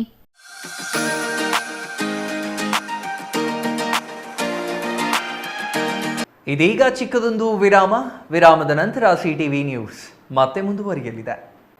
ನಿಮ್ಮ ಮಕ್ಕಳ ಹುಟ್ಟುಹಬ್ಬವೇ ಕೇವಲ 500 ರೂಪಾಯಿಗೆ ಸಿಗಲಿದೆ ಪ್ರಚಾರ. ವಿವಾಹ, ವಾರ್ಷಿಕೋತ್ಸವ, ನಾಮಕರಣ, ಗೃಹ ಪ್ರವೇಶ, ಶುಭ ಕಾರ್ಯ ಯಾವುದೇ ಇರಲಿ, ನಾವು ನೀಡ್ತೀವಿ ಪ್ರಚಾರ.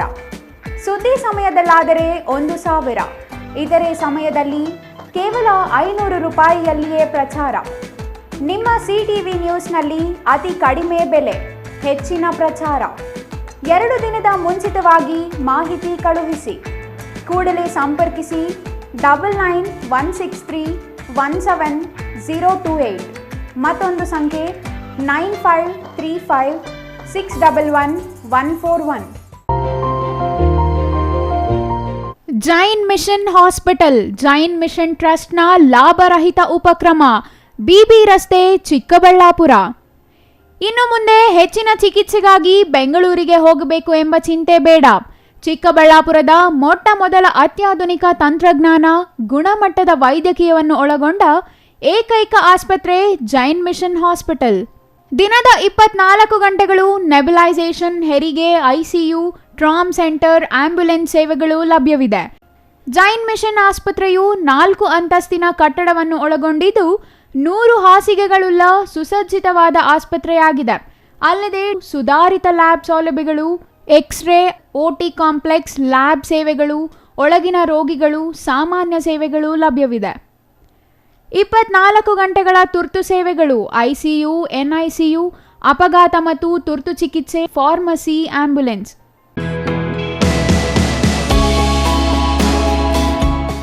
ಶ್ರೀ ಚಾಮವಿ ಪಾರ್ಟಿ ಹಾಲ್, 4ನೇ ಮಹಡಿ, ಶ್ರೀ ಚಾಮವಿ ಕಾಂಪ್ಲೆಕ್ಸ್, ಗೆರಿಯಾ ಶೋರೂಮ್ನ ಮೇಲೆ, ನಂಬರ್ 232T, BB ರಸ್ತೆ, Chikkaballapur.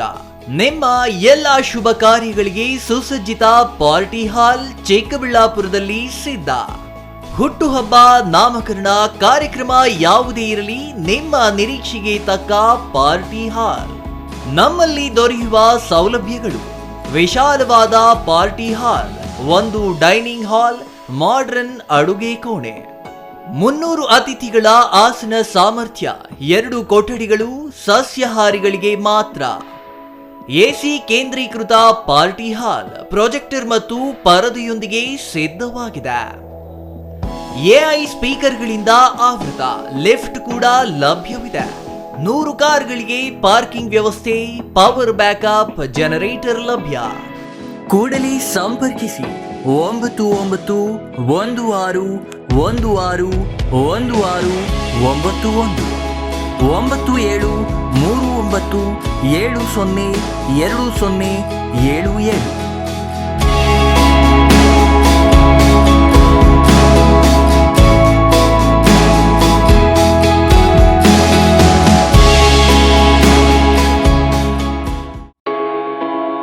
Newton integrated PU college, Chikkaballapur. ದಾಖಲಾತಿಗಳು ಪ್ರಾರಂಭವಾಗಿದ್ದು ಸೈನ್ಸ್ PCMB, PCMC ಹಾಗೂ ಕಾಮರ್ಸ್ EBAC. ಅತಿ ಕಡಿಮೆ ಶುಲ್ಕ ಮತ್ತು 20 ವರ್ಷಗಳ ಅನುಭವವಿರುವ ಅಧ್ಯಾಪಕರು. ಸತತ 4 ವರ್ಷಗಳಿಂದ 100ಕ್ಕೆ 100ರಷ್ಟು ಫಲಿತಾಂಶ ಪಡೆದಿದ್ದು ಜಿಲ್ಲೆ ಮತ್ತು ತಾಲೂಕಿಗೆ ಪ್ರಥಮ ಸ್ಥಾನವನ್ನು ಪಡೆದುಕೊಂಡಿರುವ ಏಕೈಕ ಸಂಸ್ಥೆ. ಪ್ರತಿನಿತ್ಯ ಸಂಜೆ 5ರಿಂದ 7 ಗಂಟೆವರೆಗೆ ನಿರಂತರ 8 ತಿಂಗಳು JEE, NEET, CET ತರಗತಿಗಳನ್ನು ನಡೆಸುತ್ತಿದ್ದು ಪ್ರಸ್ತುತ ವರ್ಷದ ಸರ್ಕಾರಿ ಕೋಟಾದಲ್ಲಿ ಶಶಿಪ್ರಸಾದ್ ಮತ್ತು ಮೌನಿಕಾ ಇಬ್ಬರು ವಿದ್ಯಾರ್ಥಿಗಳು ಅಂಬೇಡ್ಕರ್ ಮೆಡಿಕಲ್ ಕಾಲೇಜು ಬೆಂಗಳೂರು ಮತ್ತು ಸುಬ್ಬಯ್ಯ ಮೆಡಿಕಲ್ ಕಾಲೇಜು ಶಿವಮೊಗ್ಗದಲ್ಲಿ ದಾಖಲಾತಿ ಪಡೆದಿರುತ್ತಾರೆ. ಇಂದೇ ನಿಮ್ಮ ಮಕ್ಕಳನ್ನು ಸೇರಿಸಿ. ವಿರಾಮದ ನಂತರ ಸಿಟಿವಿ ನ್ಯೂಸ್ಗೆ ಮತ್ತೆ ಸ್ವಾಗತ. ಬೃಹತ್ ಬೆಂಗಳೂರು ಮಹಾನಗರದ ಕೆಂಗೇರಿ ಪೊಲೀಸ್ ಠಾಣೆ ವ್ಯಾಪ್ತಿಯಲ್ಲಿ ನಡೆದಿದ್ದ ಒಂಟಿ ಮಹಿಳೆ ಕೊಲೆ ಪ್ರಕರಣ ಭೇದಿಸುವಲ್ಲಿ ಪೊಲೀಸರು ಯಶಸ್ವಿಯಾಗಿದ್ದಾರೆ. ಅಲ್ಲದೆ ಆರೋಪಿಯೊಬ್ಬಳನ್ನ ಬಂಧಿಸಲಾಗಿದ್ದು, ಬಂಧಿತ ಆರೋಪಿ ಮೂಲತಃ ಕೋಲಾರ ಜಿಲ್ಲೆಯ 24 ವರ್ಷದ ಮೋನಿಕಾ ಎಂದು ತಿಳಿದು ಬಂದಿದೆ. ಕೊಲೆಗೆ ಕಾರಣ ಕೇಳಿ ಪೊಲೀಸರೇ ಶಾಕ್ ಆಗಿದ್ದಾರೆ.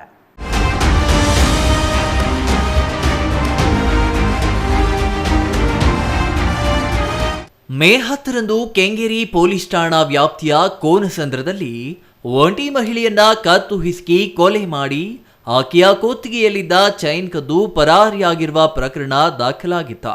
ಪ್ರಕರಣ ಬೆನ್ನು ಹತ್ತಿದ ಪೊಲೀಸರು ಎಲ್ಲ ಆಯಾಮಗಳಲ್ಲಿ ತನಿಖೆ ಮುಂದುವರಿಸಿದ್ದಾರೆ. ನಂತರ ಮೃತ ಮಹಿಳೆ ವಾಸಿಸುತ್ತಿದ್ದ ಕಟ್ಟಡದಲ್ಲಿ ಬಾಡಿಗೆ ಮನೆಯಲ್ಲಿ ವಾಸವಿದ್ದ ಮೋನಿಕಾಳನ್ನ ವಿಚಾರಣೆ ನಡೆಸಿದ್ದಾರೆ. ಈ ವೇಳೆ ಕೊಲೆಯ ಸಂಪೂರ್ಣ ಮಾಹಿತಿ ಮೋನಿಕಾ ಬಿಚ್ಚಿಟ್ಟಿದ್ದಾಳೆ. ಒಂಟಿ ಮಹಿಳೆಯನ್ನ ಕೊಲೆ ಮಾಡಿದ ಮೋನಿಕಾ ಕೊಲೆಗೆ ಹೇಳಿದ ಕಾರಣ ಕೇಳಿ ಪೊಲೀಸರೇ ಶಾಕ್ ಆಗಿದ್ದಾರೆ. ಕಂಪನಿಯೊಂದರಲ್ಲಿ ಕಳೆದ 1 ವರ್ಷದಿಂದ ಮೋನಿಕಾ ಡೇಟಾ ಎಂಟ್ರಿ ಕೆಲಸ ಮಾಡುತ್ತಿದ್ಲಂತೆ. ಪ್ರಿಯಕರನನ್ನ ಗಂಡ ಅಂತ ಹೇಳಿ ಬಾಡಿಗೆ ಮನೆ ಗೆಟ್ಟಿಸಿಕೊಂಡಿದ್ದ ಮೋನಿಕಾ ಶೋಕಿ ಜೀವನದ ಹಿಂದೆ ಬಿದ್ದಿದ್ದಳಂತೆ. ಮೋನಿಕಾ ಮನೆಗೆ ಪ್ರಿಯಕರ ಆಗಾಗ್ಗೆ ಬಂದು ಹೋಗುತ್ತಿದ್ದಂತೆ. ಶೋಕಿಗಾಗಿ ಮೋನಿಕಾ ಸಾಕಷ್ಟು ಸಾಲ ಮಾಡಿಕೊಂಡಿದ್ಲ. ಜೊತೆಗೆ ಪ್ರಿಯಕರನಿಗೆ ಟಾಟಾ ಏಸ್ ವಾಹನ ಕೊಡಿಸುವ ನಿರ್ಣಯ ಮಾಡಿದ್ಲ. ಇದರಿಂದ ಕೊಲೆಯಾದ ದಿವ್ಯಾ ಮೈ ಮೇಲಿದ್ದ ಚಿನ್ನಾಭರಣದ ಮೇಲೆ ಮೋನಿಕಾ ಕಣ್ಣು ಬಿದ್ದಿತ್ತ. ದಿವ್ಯಾಳ ಪತಿ ಕೆಲಸಕ್ಕಾಗಿ ಗುರುಮೂರ್ತಿ ಸಲೂನ್ ಶಾಪ್ಗೆ ಹೋಗುವವರೆಗೂ ಹಾಗೂ ದಿವ್ಯಾಳ ಅತ್ತೆ ಮಾವ ಕೆಲಸಕ್ಕೆ ಹೋಗುವವರೆಗೂ ಕಾದು ಕುಳಿತಿದ್ದ ಮೋನಿಕಾ ಕೊಲೆಗೆ ಸ್ಕೆಚ್ ಹಾಕಿದಾಳೆ. ದಿವ್ಯಾ ಹಾಗೂ 2 ವರ್ಷದ ಮಗು ಇದ್ದ ವೇಳೆ ಹಿಂಬದಿಯಿಂದ ಬಂದು ದಿವ್ಯಾಳ ಕತ್ತು ಹಿಸುಕಿ ಕೊಲೆ ಮಾಡಿದ್ದಾಳೆ. ಈ ವೇಳೆ ದಿವ್ಯಾಳ ಕುತ್ತಿಗೆಯಲ್ಲಿದ್ದ 36 ಗ್ರಾಂ ಚಿನ್ನಾಭರಣ ಕದ್ದು ಪರಾರಿಯಾಗಿದ್ಲ. ಪೊಲೀಸರ ವಿಚಾರಣೆ ವೇಳೆ ದಿವ್ಯಾಳನ್ನ ಕತ್ತು ಹಿಸುಕಿ ಕೊಲೆ ಮಾಡಿರುವ ಆರೋಪಿ ಮೋನಿಕಾ ಎಂದು ಬಹಿರಂಗವಾಗಿದೆ. ಹಾಗಾಗಿ ಮೋನಿಕಾಳನ್ನ ವಶಕ್ಕೆ ಪಡೆದಿರುವ ಪೊಲೀಸರು ಮುಂದಿನ ಕ್ರಮ ಕೈಗೊಂಡಿದ್ದಾರೆ. News bureau, CTV news, Chikkaballapur.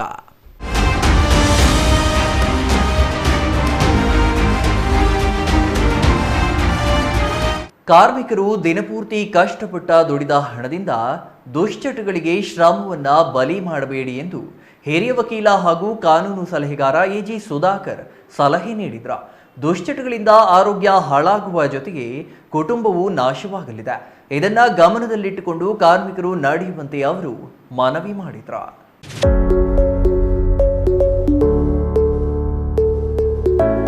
Bagepalli ಪಟ್ಟಣದ ವೆಂಕಟೇಶ್ವರ ಚಿತ್ರಮಂದಿರ ಪಕ್ಕದಲ್ಲಿರುವ ದ್ವಾರಕಾ ಫಂಕ್ಷನ್ ಹಾಲ್ನಲ್ಲಿ ಭಾಗ್ಯನಗರ ಕಟ್ಟಡ ಕಾರ್ಮಿಕರ ಒಕ್ಕೂಟದ ಉದ್ಘಾಟನೆ ಹಾಗೂ ಮೇ ದಿನಾಚರಣೆ ಉದ್ಘಾಟನೆ ಮಾಡಿ ಮಾತನಾಡಿದ ಸಂಘದ ಕಾನೂನು ಸಲಹೆಗಾರ ಹಾಗೂ ಹಿರಿಯ ವಕೀಲ ಎಜಿ ಸುಧಾಕರ್, ದೇಶ ಕಟ್ಟುವಲ್ಲಿ ಕಾರ್ಮಿಕರ ಪಾತ್ರ ಬಹು ಮುಖ್ಯವಾದುದು.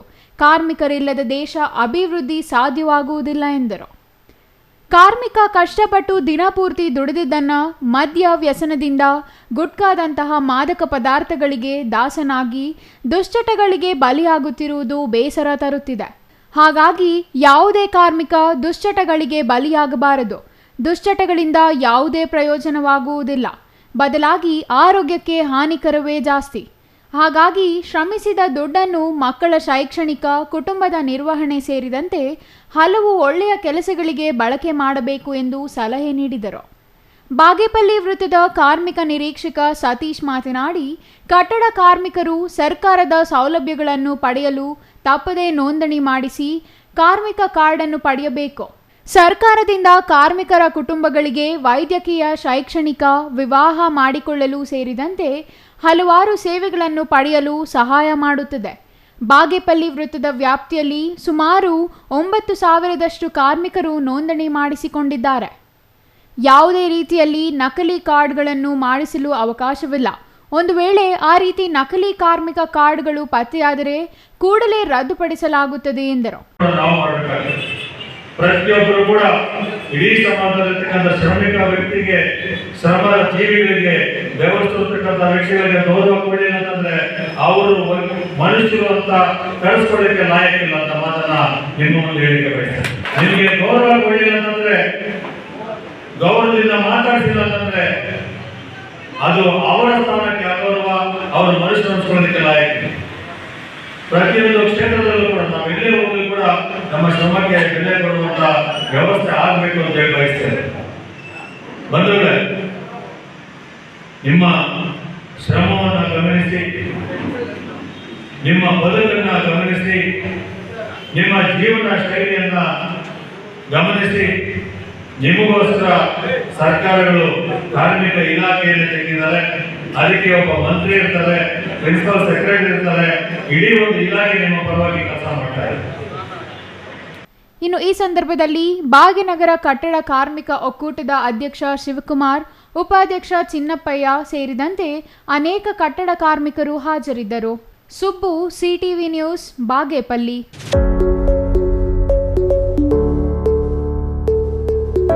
ಗುಡಿಬಂಡೆ ಪಟ್ಟಣದ ಸರ್ಕಾರಿ ಪ್ರಥಮ ದರ್ಜೆ ಕಾಲೇಜಿನಲ್ಲಿ ತಾಲೂಕು ಕನ್ನಡ ಸಾಹಿತ್ಯ ಪರಿಷತ್ನಿಂದ ಸಾಹಿತ್ಯ ಪರಿಷತ್ 110ನೇ ಸಂಸ್ಥಾಪನಾ ದಿನಾಚರಣೆ ಅಂಗವಾಗಿ ವಿದ್ಯಾರ್ಥಿಗಳಿಂದ ಕವಿಗೋಷ್ಠಿ ಆಯೋಜಿಸಲಾಗಿತ್ತು.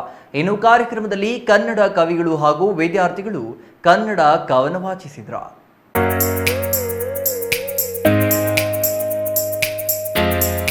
ಗುಡಿಬಂಡೆ ಪಟ್ಟಣದ ಸರ್ಕಾರಿ ಪ್ರಥಮ ದರ್ಜೆ ಕಾಲೇಜಿನಲ್ಲಿ ತಾಲೂಕು ಕನ್ನಡ ಸಾಹಿತ್ಯ ಪರಿಷತ್ನಿಂದ ಸಾಹಿತ್ಯ ಪರಿಷತ್ 110ನೇ ಸಂಸ್ಥಾಪನಾ ದಿನಾಚರಣೆ ಅಂಗವಾಗಿ ವಿದ್ಯಾರ್ಥಿಗಳಿಂದ ಕವಿಗೋಷ್ಠಿ ಆಯೋಜಿಸಲಾಗಿತ್ತು. ಕಾರ್ಯಕ್ರಮದಲ್ಲಿ ಕನ್ನಡ ಕವಿಗಳು ಹಾಗೂ ವಿದ್ಯಾರ್ಥಿಗಳು ಕನ್ನಡ ಕವನ ವಾಚಿಸಿದರು.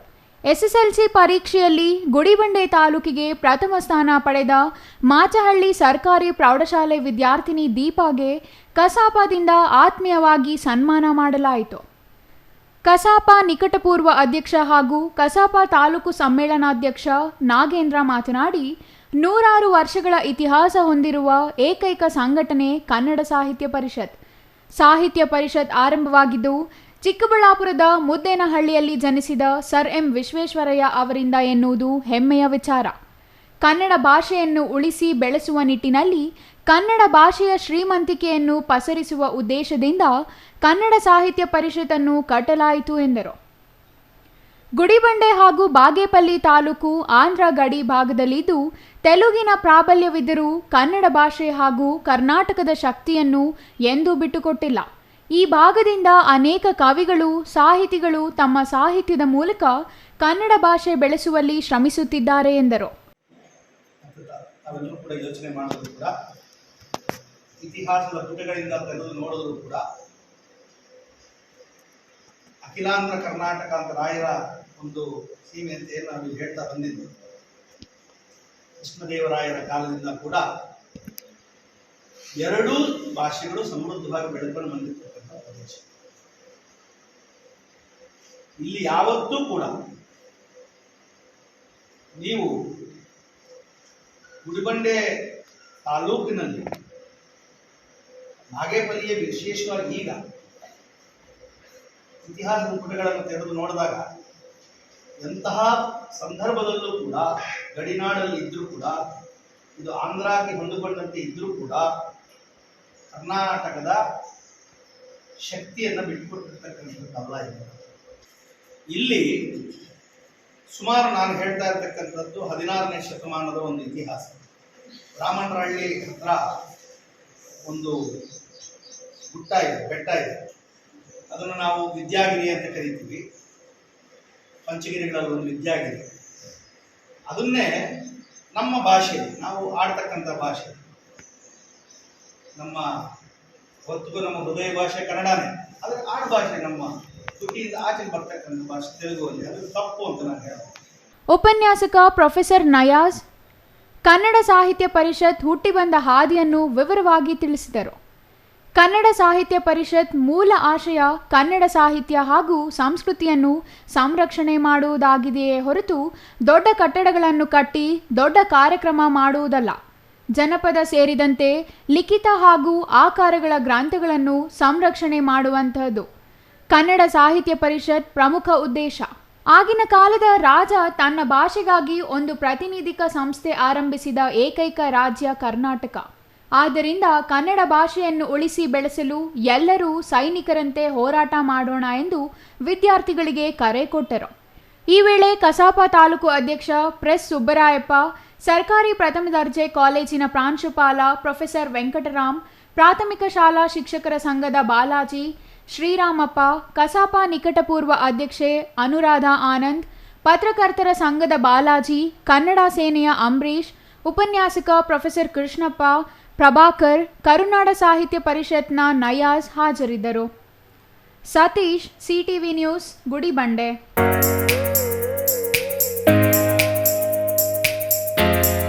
ರಾಜ್ಯ ಕಬ್ಬು ಬೆಳೆಗಾರರು ಮತ್ತು ತೆಂಗು ಬೆಳೆಗಾರರ ಸಂಘದಿಂದ ಬಾಳೆ ಬೆಳೆಗಾರರಿಗೆ ಪರಿಹಾರ ನೀಡುವಂತೆ ಒತ್ತಾಯಿಸಿ ಪ್ರತಿಭಟನೆ ನಡೆಸಲಾಯಿತು. ಮೈಸೂರು ಮತ್ತು ಊಟಿ ಹೆದ್ದಾರಿ ತಡೆದು ದೇವಿರಮ್ಮನಹಳ್ಳಿ ವೃತ್ತದಲ್ಲಿ ಪ್ರತಿಭಟನೆ ಮಾಡಿದ ರೈತರು ಕೂಡಲೇ ಬಾಳೆ ಬೆಳೆಗಾರರಿಗೆ ಪರಿಹಾರ ನೀಡುವಂತೆ ಆಗ್ರಹಿಸಿದರು.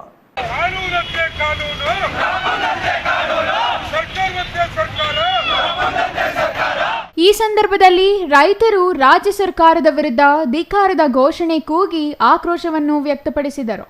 ರಾಜ್ಯ ಕಬ್ಬು ಬೆಳೆಗಾರ ಸಂಘದ ರಾಜ್ಯಾಧ್ಯಕ್ಷ ಹಳ್ಳಿಕೆರೆ ಹುಂಡಿ ಭಾಗ್ಯರಾಜ್ ಮಾತನಾಡಿ, ರಾಜ್ಯದಲ್ಲಿ ಲಕ್ಷಾಂತರ ಹೆಕ್ಟೇರ್ ಪ್ರದೇಶದಲ್ಲಿ ಬಿರುಗಾಳಿಗೆ ಬಾಳೆ ಬೆಳೆ ನಷ್ಟವಾಗಿದೆ. ರಾಜ್ಯ ಸರ್ಕಾರ ಮತ್ತು ಕೇಂದ್ರ ಸರ್ಕಾರದ ಸಚಿವರು, ಶಾಸಕರು, ಸಂಸದರು ತಮ್ಮ ವೇತನವನ್ನು ಹೆಚ್ಚು ಮಾಡಿಕೊಳ್ಳುತ್ತಾರೆ. ಬರದಿಂದ ಬಿರುಗಾಳಿಗೆ ನೊಂದ ರೈತರಿಗೆ ಮಾತ್ರ ಪರಿಹಾರ ನೀಡಲು ಇವರು ಮುಂದಾಗುತ್ತಿಲ್ಲ ಎಂದು ಆರೋಪಿಸಿದರು. ರಾಜ್ಯ ಸರ್ಕಾರ ಬಾಳೆ ಬೆಳೆಗಾರರಿಗೆ ಪರಿಹಾರ ನೀಡಲು ಮೀನಾಮೇಷ ಎಣಿಸುತ್ತಿದ್ದಾರೆ. ಚುನಾಯಿತ ಪ್ರತಿನಿಧಿಗಳು, ಅಧಿಕಾರಿಗಳು ಪೆನ್ಡ್ರೈವ್ ವಿಷಯವಾಗಿ ಚರ್ಚೆ ಮಾಡುತ್ತಾರೆ. ಆದರೆ ರೈತರ ಕೃಷಿಗೆ ಬೇಕಾದ ವಿಷಯದಲ್ಲಿ ಚರ್ಚೆ ಮಾಡುತ್ತಿಲ್ಲ. ರಾಜ್ಯ ಸರ್ಕಾರದ ಅವಿವೇಕಿತನದ ನೀತಿ ಖಂಡಿಸುವುದಾಗಿ ರೈತರು ಹೇಳಿದರು. ಕೃಷಿ ಪಂಪ್ಸೆಟ್ಗಳಿಗೆ ಸಮರ್ಪಕವಾಗಿ ವಿದ್ಯುತ್ ನೀಡುತ್ತಿಲ್ಲ. ಅಕ್ರಮ ಸಕ್ರಮ ಯೋಜನೆ ಜಾರಿ ಮಾಡಲು ತಯಾರಿಲ್ಲ ಎಂದರು. ಪ್ರತಿ ಲೀಟರ್ ಹಾಲಿಗೆ 10 ರು ಪ್ರೋತ್ಸಾಹಧನ ನೀಡಬೇಕು. ಪ್ರತಿ ಎಕರೆಗೆ ಬೆಳೆ ಪರಿಹಾರವಾಗಿ 25,000 ರೂಪಾಯಿ ನೀಡಬೇಕು. ಬಾಳೆ ಬೆಳೆಗಾರರಿಗೆ ಪರಿಹಾರವಾಗಿ ವಿಶೇಷ ಅನುದಾನ ನೀಡಬೇಕು. ಈ ಬಗ್ಗೆ ಮುಖ್ಯಮಂತ್ರಿ ಅವರು ಘೋಷಣೆ ಮಾಡಬೇಕು. ಮುಂದಿನ ದಿನಗಳಲ್ಲಿ ಪರಿಹಾರ ನೀಡದಿದ್ದರೆ ಗ್ರಾಮೀಣ ಭಾಗಕ್ಕೆ ಮಂತ್ರಿಗಳು ಮತ್ತು ಶಾಸಕರನ್ನು ಸೇರಿಸುವುದಿಲ್ಲ ಎಂದು ಎಚ್ಚರಿಕೆ ನೀಡಿದರು. ಸರ್ಕಾರ 3 ರೂಪಾಯಿನಿಂದ ಹಿಡಿದು 1,000 ರೂಪಾಯಿ ಗಂಟ ಬೆಳೆ ನಷ್ಟ ಪರಿಹಾರ ಅಂತ ಹೇಳಿ ಕೊಡ್ತಾ ಇದೆಯಲ್ಲ, ಈ ಅವಿವೇಕಿ ನೀತಿಯನ್ನು ಖಂಡಿಸಿ ಮಾಡ್ತಾ ಇರ್ತಕ್ಕಂಥದ್ದು. ಇಡೀ ರಾಜ್ಯದಲ್ಲಿ ಲಕ್ಷಾಂತರ ಹೆಕ್ಟೇರ್ ಪ್ರದೇಶ ಮೊನ್ನೆ 1 ವಾರದಿಂದ ಬೀಸಿದಂತ ಬಿರುಗಾಳಿಗೆ ಬಾಳೆ ಬೆಳೆಗಾರರು ನಷ್ಟವಿದ್ದಾರೆ. ಕೃಷಿ ಪಂಪ್ಸೆಟ್ಗಳಿಗೆ ಸಮರ್ಪಕವಾದಂತ ವಿದ್ಯುತ್ ಸಿಗ್ತಾ ಇಲ್ಲ. ಅಕ್ರಮ ಸಕ್ರಮ ಯೋಜನೆ ಜಾರಿ ತನ್ನಿ ಅಂತ ಹೇಳಿದ್ರೆ ಜಾರಿ ಮಾಡಲಿಕ್ಕೆ ಸರ್ಕಾರ ತಯಾರಿಲ್ಲ. ಹೊಸ ಕೃಷಿಯನ್ನು ಮಾಡ್ತಕ್ಕಂಥ ರೈತರಿಗೆ ಕೃಷಿ ಪಂಪ್ಸೆಟ್ಗಳಿಗೆ ವಿದ್ಯುತ್ ಸಿಗ್ತಾ ಇಲ್ಲ. ಗ್ರಾಮೀಣ ಭಾಗದಲ್ಲಿ ಬರದ ಮೇಲೆ ಬರ ಎಳೆದಂತೆ ರೈತ ಇವತ್ತು ಹೈನುಗಾರಿಕೆಯನ್ನು ಮಾಡ್ತಕ್ಕಂಥ ರೈತರಿಗೆ ಸರಿಯಾದ ರೀತಿಯಲ್ಲಿ ಮೂಲಭೂತ ಸೌಕರ್ಯಗಳಿಲ್ಲ. 10 ರೂಪಾಯಿ ಪ್ರತಿ ಲೀಟರ್ಗೆ ಹೆಚ್ಚುವರಿ ಪ್ರೋತ್ಸಾಹ ಧನವನ್ನು ಕೊಡಿ ಅಂತ ಕೇಳಿದ ಸರ್ಕಾರ ಕಣ್ಣ ಮುಚ್ಚಾಲೆ ಆಟ ಆಡ್ತಾ ಇದೆ. ಮಂತ್ರಿಗಳು, MLAಗಳು, ಪಾರ್ಲಿಮೆಂಟ್ ಸದಸ್ಯರುಗಳು ರಾತ್ರೋರಾತ್ರಿ ಅವ್ರ ಸಂಬಳವನ್ನು ದ್ವಿಗುಣ ಮಾಡ್ಕೊತಾ ಇದ್ದಾರೆ. ಬರದಿಂದ ನೊಂದಿರ್ತಕ್ಕಂಥ ರೈತರಿಗೆ, ಬಿರುಗಾಳಿಯಿಂದ ನೊಂದಿರ್ತಕ್ಕಂಥ ಬಾಳೆ ಬೆಳೆಗಾರರಿಗೆ ಬೆಳೆ ನಷ್ಟ ಕೊಡಬೇಕು ಅಂತ ಹೇಳಿದ್ರೆ ಅಧಿಕಾರಿಗಳು ಸಮೀಕ್ಷೆ ಮಾಡ್ತಾ ಇದೀವಿ. NDRF, SDRF ಮಾನದಂಡದಲ್ಲಿ 8,000, 6,800 ರೂಪಾಯಿ ಪುಕ್ಸಟ್ಟೆ ಕೊಡ್ತೀವಿ ಅಂತ ಹೇಳ್ತಾರಲ್ರಿ. ನಾಚಿಕೆ ಆಗಬೇಕು ಸರ್ಕಾರ ಮಂತ್ರಿಗಳಿಗೆ. ನಿಜಕ್ಕೂ ಸರ್ಕಾರ ಮಂತ್ರಿಗಳು, ಅಧಿಕಾರಿಗಳು ಅನ್ನ ತಿಂತಿದ್ರೆ ಕಳೆದ 8 ವರ್ಷಗಳ ಹಿಂದೆ ಮಾಡಿರ್ತಕ್ಕಂಥ NDRF, SDRF ಮಾನದಂಡವನ್ನ ಇವತ್ತು ಬೆಳೆ ನಷ್ಟ ಕೊಡಲಿಕ್ಕೆ ಬಳಸ್ತಾ ಇದ್ದೀರಲ್ಲ. ಮಂತ್ರಿಗಳು, MLAಗಳು, ಸರ್ಕಾರದ ಅಧಿಕಾರಿಗಳು ವೇತನ ಆಯೋಗ ಮಾಡ್ಕೊತಾ ಇದ್ದೀರಿ. ತಿಂಗ ವರ್ಷ ನಿಮ್ಮ ಆದಾಯವನ್ನ, ನಿಮ್ಮ ಸಂಬಳವನ್ನ ವೇತನ ಆಯೋಗಗಳನ್ನ ರಚನೆ ಮಾಡಿಕೊಂಡು ರೈತನ ಮೇಲೆ ಚಪ್ರಿ ಎಳಿತಕ್ಕಂಥ ಕೆಲಸವನ್ನ ರಾಜ್ಯ ಮತ್ತು ಕೇಂದ್ರ ಸರ್ಕಾರಗಳು ಮಾಡ್ತಾ ಇದ್ರಲ್ಲ. ಇವ್ರಿಗೆ ಎಚ್ಚೆತ್ತುಗೋಸ್ಕರ, ಇವ್ರಿಗೆ ನಾರ್ಸದಲ್ಲಿ ಚುಚ್ಚಲಿಕ್ಕೋಸ್ಕರ ಇವರನ್ನ ಎಚ್ಚೆತ್ತು ರೈತ ವರ್ಗಕ್ಕೆ ನ್ಯಾಯ ಕೊಡಿಸ್ಲಿಕ್ಕೆ ಇವತ್ತು ರೈತರಷ್ಟೇ ಬಂದಿದ್ದಾನೆ ಬಂಧುಗಳ. ಇವತ್ತು ಈ ಪ್ರತಿಭಟನೆಯಲ್ಲಿ ರಾಜ್ಯ ತೆಂಗು ಬೆಳೆಗಾರರ ಅಧ್ಯಕ್ಷ ವಿಶ್ವನಾಥ್, ಹಾಡ್ಯ ರವಿ ಮುಂತಾದ ರೈತ ಸಂಘದ ಸದಸ್ಯರು ಹಾಜರಿದ್ದರು. Kumar, CTV news, Nanjangud.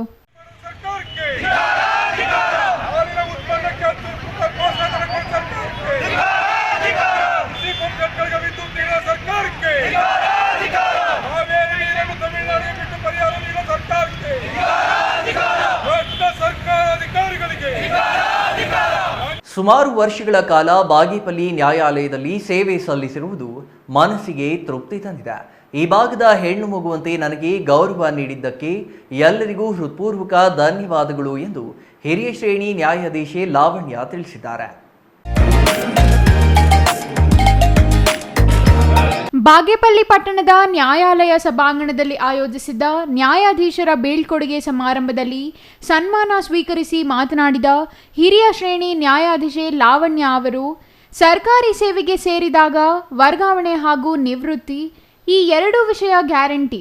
ಆದರೆ ಇವೆರಡರ ನಡುವಿನ ಅವಧಿಯಲ್ಲೇ ಹೇಗೆ ಕಾರ್ಯನಿರ್ವಹಿಸಿದ್ದೇವೆ ಎನ್ನುವುದು ಬಹಳ ಪ್ರಮುಖವಾಗಿರುತ್ತದೆ ಎಂದರು. ನ್ಯಾಯಾಂಗ ವ್ಯವಸ್ಥೆಯಲ್ಲಿ ನ್ಯಾಯಾಧೀಶೆ ಹಾಗೂ ವಕೀಲರು ಒಂದೇ ನಾಣ್ಯದ ಎರಡು ಮುಖವಿದ್ದಂತೆ. ಪ್ರಕರಣಗಳ ತ್ವರಿತ ವಿಲೇವಾರಿಗಾಗಿ ಕೆಲವೊಮ್ಮೆ ನ್ಯಾಯಾಧೀಶರು ವಕೀಲರ ಮೇಲೆ ಹೆಚ್ಚಿನ ಒತ್ತಡ ಹಾಕುತ್ತಿರುತ್ತೇವೆ. ಕಕ್ಷಿದಾರರಿಗೆ ತ್ವರಿತವಾಗಿ ನ್ಯಾಯ ಸಿಗಬೇಕು ಎನ್ನುವುದೇ ಅದಕ್ಕೆ ಕಾರಣವಾಗಿರುತ್ತದೆ. ಆ ರೀತಿ ಹೈಕೋರ್ಟ್ನಿಂದಲೂ ನಮಗೆ ಮಾರ್ಗಸೂಚಿ ಇರುತ್ತದೆ.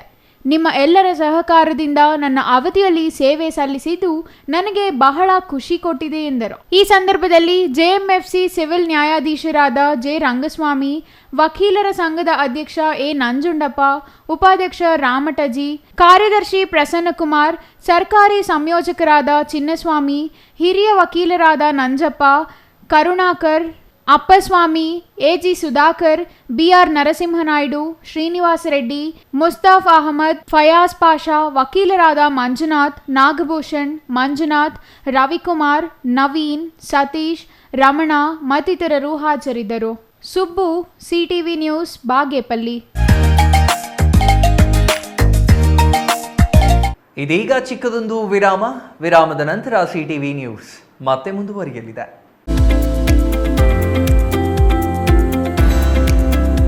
ತಕ್ಷಣ ನೇಮಕಾತಿಗಾಗಿ ಚಿಕ್ಕಬಳ್ಳಾಪುರದಲ್ಲಿ ಕಾರ್ಯನಿರ್ವಹಿಸಲು ಟೆಲಿಕಾಲರ್ಸ್ ಬೇಕಾಗಿದ್ದಾರೆ. ವಿದ್ಯಾರ್ಹತೆ 7ರಿಂದ 10 ಹಾಗೂ ಯಾವುದೇ ಪದವಿ. ವೇತನ 9,000ದಿಂದ 15,000ವರೆಗೆ. ಇನ್ನೇಕೆ ತಡ, ಹಿಂದೆ ಸಂಪರ್ಕಿಸಿ 7022297221.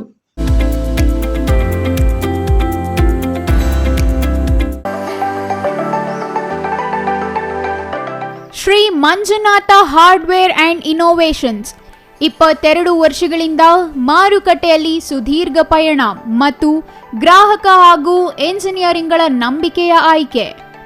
ಅತ್ಯುತ್ತಮ ಗುಣಮಟ್ಟ, ಪ್ರಾಮಾಣಿಕ ಬೆಲೆ. Engineer choices, architect choices, corporates house owners, carpenter choices, hardware dealers ಹಾಗೂ ಇನ್ನಿತರರಿಗೆ ಹೋಲ್ಸೇಲ್ ದರದಲ್ಲಿ ಸಿಗುವ ಸ್ಥಳವೇ ಶ್ರೀ ಮಂಜುನಾಥ ಹಾರ್ಡ್ವೇರ್ ಮತ್ತು ಇನೋವೇಷನ್ಸ್. ವಿವಿಧ ರೀತಿಯ ವಿನ್ಯಾಸಗಳುಳ್ಳ ಡೆಕೋರೇಟಿವ್, ಪ್ರೊಟೆಕ್ಟಿವ್, ಫಂಕ್ಷನಲ್ ಹಾಗೂ ಉತ್ತಮ ದರದಲ್ಲಿ ಗುಣಮಟ್ಟದ ಹಾರ್ಡ್ವೇರ್ ವಸ್ತುಗಳು ನಮ್ಮಲ್ಲಿ ದೊರಕುತ್ತದೆ. ವಿಳಾಸ: ರಿಲಯನ್ಸ್ ಪೆಟ್ರೋಲ್ ಬಂಕ್ ಹತ್ತಿರ, ಬಿಬಿ ರಸ್ತೆ, ಚಿಕ್ಕಬಳ್ಳಾಪುರ. ಮೊಬೈಲ್ ಸಂಖ್ಯೆ 9739393927. ಮತ್ತೊಂದು ಸಂಖ್ಯೆ 9008680303.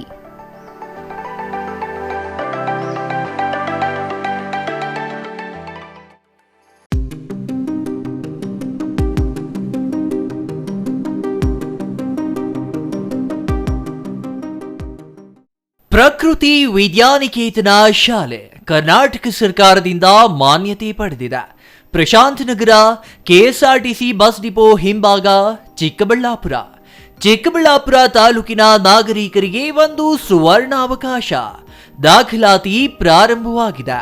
ಪ್ರೀ ನರ್ಸರಿ, ಎಲ್ಕೆಜಿ, ಯುಕೆಜಿ ಹಾಗೂ 1ನೇ ತರಗತಿಯಿಂದ 10ನೇ ತರಗತಿಯವರೆಗೆ ನಮ್ಮ ಶಿಕ್ಷಣ ಸಂಸ್ಥೆಯ ವೈಶಿಷ್ಟ್ಯಗಳು: ನುರಿತ ಅರ್ಹತೆಯುಳ್ಳ ಹಾಗೂ ಅನುಭವಿ ಪದವೀಧರ ಶಿಕ್ಷಕರ. ಎಲ್ಕೆಜಿಯಿಂದಲೇ ಕಂಪ್ಯೂಟರ್ ಶಿಕ್ಷಣ. ಮಕ್ಕಳಿಗೆ ಉತ್ತಮ ಶಾಲಾ ಬಸ್ ವ್ಯವಸ್ಥೆ. ನಾಟಕ, ಸಂಗೀತ, ನೃತ್ಯ, ಯೋಗ ತರಗತಿಗಳ ಮೂಲಕ ಮಕ್ಕಳಿಗೆ ಪಠ್ಯೇತರ ಚಟುವಟಿಕೆಗಳಲ್ಲಿ ಆಸಕ್ತಿ ಮೂಡಿಸುವುದು. ಪ್ರತ್ಯೇಕ ಪ್ರಯೋಗಾಲಯ ಮತ್ತು ಉತ್ತಮ ಆಟದ ಮೈದಾನ. ಮಕ್ಕಳ ಬೌದ್ಧಿಕ ಹಾಗೂ ದೈಹಿಕ ಬೆಳವಣಿಗೆಗೆ ಸಹಕಾರಿಯಾಗುವ ಅತ್ಯುತ್ತಮ ಗುಣಮಟ್ಟದ ಗ್ರಂಥಾಲಯ. ಪ್ರತಿ ತರಗತಿಯಲ್ಲೂ ಸಿಸಿ ಕ್ಯಾಮೆರಾ ಅಳವಡಿಕೆ. ಸ್ಮಾರ್ಟ್ ಅಂಡ್ ಇಂಟರ್ನೆಟ್ ತರಗತಿಗಳ ಮೂಲಕ ನೂತನ ವಿಧಾನದಿಂದ ಕಲಿಕೆಯಲ್ಲಿ ಹಿಂದುಳಿದ ಮಕ್ಕಳಿಗೆ ವಿಶೇಷ ತರಗತಿ ಏರ್ಪಡಿಸಲಾಗುವುದು. ಹೆಚ್ಚಿನ ವಿವರಗಳಿಗಾಗಿ ಸಂಪರ್ಕಿಸಿ YV ಆನಂದ್, MSc ಕಾರ್ಯದರ್ಶಿ, ಪ್ರಾಂಶುಪಾಲರು. ಮೊಬೈಲ್ ಸಂಖ್ಯೆ 081526273003 9448963255 9845497729.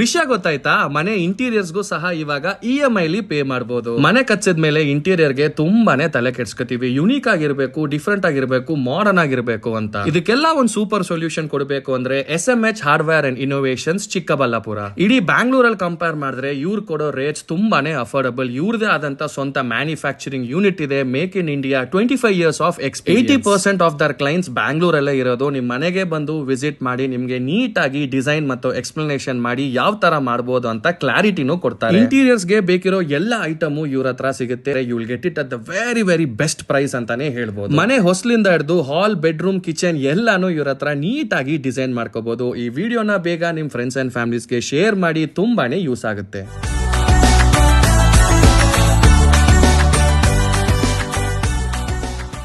ವಿರಾಮದ ನಂತರ CTV ನ್ಯೂಸ್ಗೆ ಮತ್ತೆ ಸ್ವಾಗತ.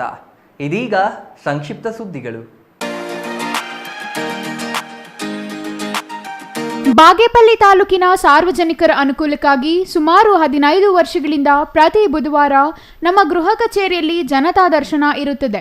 ಯಾವುದೇ ಸಮಸ್ಯೆ ಇದ್ದಲ್ಲಿ ಜನತಾ ದರ್ಶನಕ್ಕೆ ಆಗಮಿಸಿ ತಮ್ಮ ಸಮಸ್ಯೆಗಳನ್ನು ಬಗೆಹರಿಸಿಕೊಳ್ಳಿ ಎಂದು ಶಾಸಕ SN ಸುಬ್ಬಾರೆಡ್ಡಿ ತಿಳಿಸಿದ್ದಾರೆ. ಬಾಗೇಪಲ್ಲಿ ಶಾಸಕ SN ಸುಬ್ಬಾರೆಡ್ಡಿ ಗೃಹ ಕಚೇರಿಯಲ್ಲಿ ಆಯೋಜಿಸಲಾಗಿದ್ದ ಜನತಾ ದರ್ಶನದಲ್ಲಿ ಸಾರ್ವಜನಿಕರಿಂದ ನೂರಾರು ಸಮಸ್ಯೆಗಳನ್ನು ಸ್ವೀಕರಿಸಿ ಆಲಿಸಿದ ಅವರು ಕೆಲ ಸಮಸ್ಯೆಗಳಿಗೆ ಸ್ಥಳದಲ್ಲಿಯೇ ಪರಿಹಾರ ಕೊಡಿಸುವ ಪ್ರಯತ್ನ ಮಾಡಿದರು. ಸಾರ್ವಜನಿಕರಿಂದ ಸುಮಾರು 120ಕ್ಕೂ ಹೆಚ್ಚು ಅರ್ಜಿಗಳು ಬಂದಿದ್ದು, ಕೆಲ ಅರ್ಜಿಗಳಿಗೆ ಸ್ಥಳದಲ್ಲೇ ಸಹಿ ಹಾಕಿ ಮಂಜೂರು ಮಾಡುವಂತೆ ಸೂಚಿಸಿದ್ದಾರೆ. ಈ ಸಂದರ್ಭದಲ್ಲಿ ಲೋಕೋಪಯೋಗಿ ಇಲಾಖೆ ಪ್ರದೀಪ್, ಸಮಾಜ ಕಲ್ಯಾಣ ಇಲಾಖೆ ಶೇಷಾದ್ರಿ, ನಾಗರಾಜು, RA ವೇಣು, ಗೋಪಾಲ್ ಸೇರಿದಂತೆ ವಿವಿಧ ಇಲಾಖೆ ಅಧಿಕಾರಿಗಳು, ಮುಖಂಡರಾದ ಬುರಗಮಡಗ ನರಸಿಂಹಪ್ಪ, AV ಪೂಜಪ್ಪ, BV ವೆಂಕಟರಮಣ ಹಾಜರಿದ್ದರು.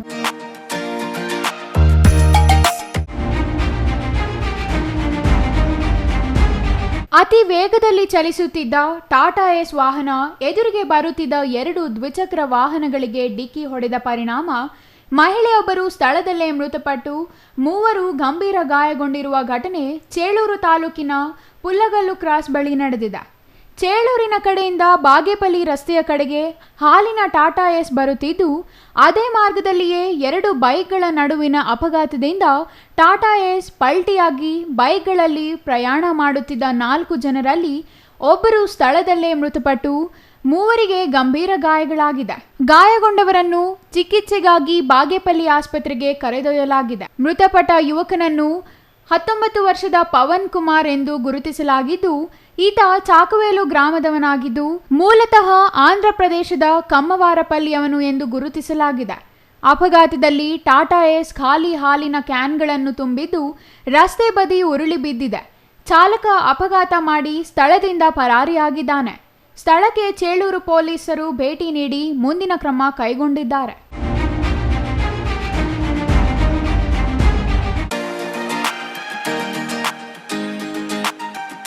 ಗುಡಿಬಂಡೆ ಪಟ್ಟಣ ಹೊರವಲಯದ ಐತಿಹಾಸಿಕ ಹಿನ್ನೆಲೆಯ ಏಡುಗರ ಅಕ್ಕಮ್ಮ ದೇವತೆಗೆ 2 ದಿನಗಳ ಜಾತ್ರೆ ಅಂಗವಾಗಿ ಬುಧವಾರ ಕಾಯಿ ಉಟ್ಲು ಪರಿಷೆ ಅದ್ದೂರಿಯಾಗಿ ನಡೆಯಿತು. ಈ ಕಾರ್ಯಕ್ರಮದಲ್ಲಿ ಗುಡಿಬಂಡೆ ಸೇರಿದಂತೆ ವಿವಿಧ ಕಡೆಯಿಂದ ನೂರಾರು ಸಂಖ್ಯೆಯಲ್ಲಿ ಜನರು ಭಾಗವಹಿಸಿದ್ದರು.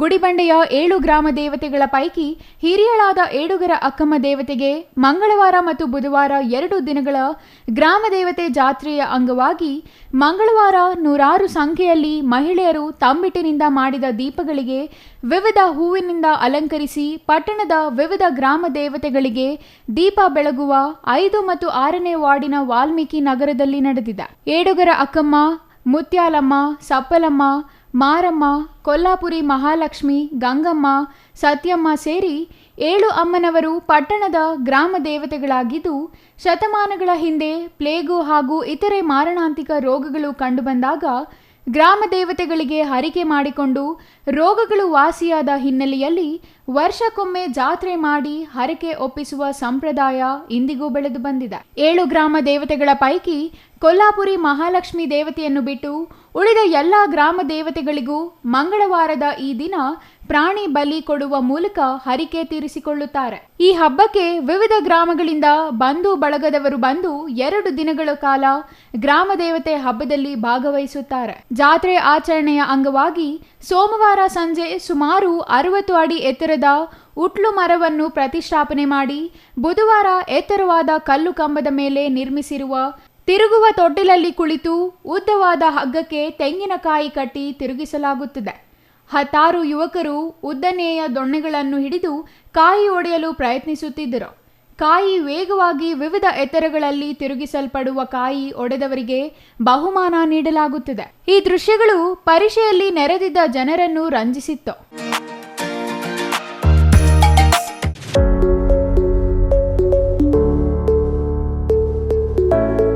ಗುಡಿಬಂಡೆ ತಾಲೂಕಿನ ಚಿಕ್ಕಕುರುಬರಹಳ್ಳಿ ವ್ಯವಸಾಯ ಸೇವಾ ಸಹಕಾರ ಸಂಘದ ಕಾರ್ಯದರ್ಶಿ ಸಿಎನ್ ಅಶ್ವಥಪ್ಪ ಅನಾರೋಗ್ಯದ ಹಿನ್ನೆಲೆಯಲ್ಲಿ ಕೆಲ ದಿನಗಳ ಹಿಂದೆಯಷ್ಟೇ ಮೃತಪಟ್ಟಿದ್ದು, ಅವರ ಆತ್ಮಕ್ಕೆ ಶಾಂತಿ ಸಿಗಲಿ ಎಂದು ತಾಲೂಕು ಪಡಿತರ ವಿತರಕರ ಕ್ಷೇಮಾಭಿವೃದ್ಧಿ ಸಂಘದಿಂದ ಶ್ರದ್ಧಾಂಜಲಿ ಸಭೆ ಆಯೋಜಿಸಲಾಗಿತ್ತು.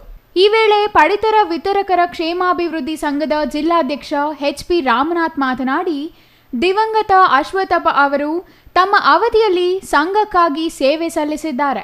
ಸಂಘದ ಜಿಲ್ಲಾ ನಿರ್ದೇಶಕರಾಗಿ ಅಪಾರ ಸೇವೆ ಸಲ್ಲಿಸಿದ್ದಾರೆ. ಅವರ ಅಕಾಲಿಕ ಮರಣ ಸಂಘಕ್ಕೆ ತುಂಬಲಾರದ ನಷ್ಟ. ಪಡಿತರ ವಿತರಕರು ಸಭೆಗೆ ಆಗಮಿಸಿ ಅವರ ಆತ್ಮಕ್ಕೆ ಶಾಂತಿ ಸಿಗಲಿ ಹಾಗೂ ಅವರ ಕುಟುಂಬಕ್ಕೆ ದುಃಖ ಭರಿಸುವ ಶಕ್ತಿ ನೀಡಲಿ ಎಂದು ದೇವರಲ್ಲಿ ಪ್ರಾರ್ಥನೆ ಮಾಡುವುದಾಗಿ ತಿಳಿಸಿದರು. ಈ ಹಿಂದೆ ಆಹಾರ ನಿರೀಕ್ಷಕರಾಗಿ ಸೇವೆ ಸಲ್ಲಿಸಿದ್ದ ನಟರಾಜ್, ಹೊಸದಾಗಿ ವರ್ಗಾವಣೆಯಾಗಿ ಬಂದ ಆಹಾರ ನಿರೀಕ್ಷಕಿ ಪುಷ್ಪಲತಾ, ಡಿಸಿಸಿ ಬ್ಯಾಂಕ್ ವ್ಯವಸ್ಥಾಪಕಿ ಅಂಜಾರಿ ಅಶ್ವಥಪ್ಪರವರ ಬಗ್ಗೆ ಮಾತನಾಡಿದರು.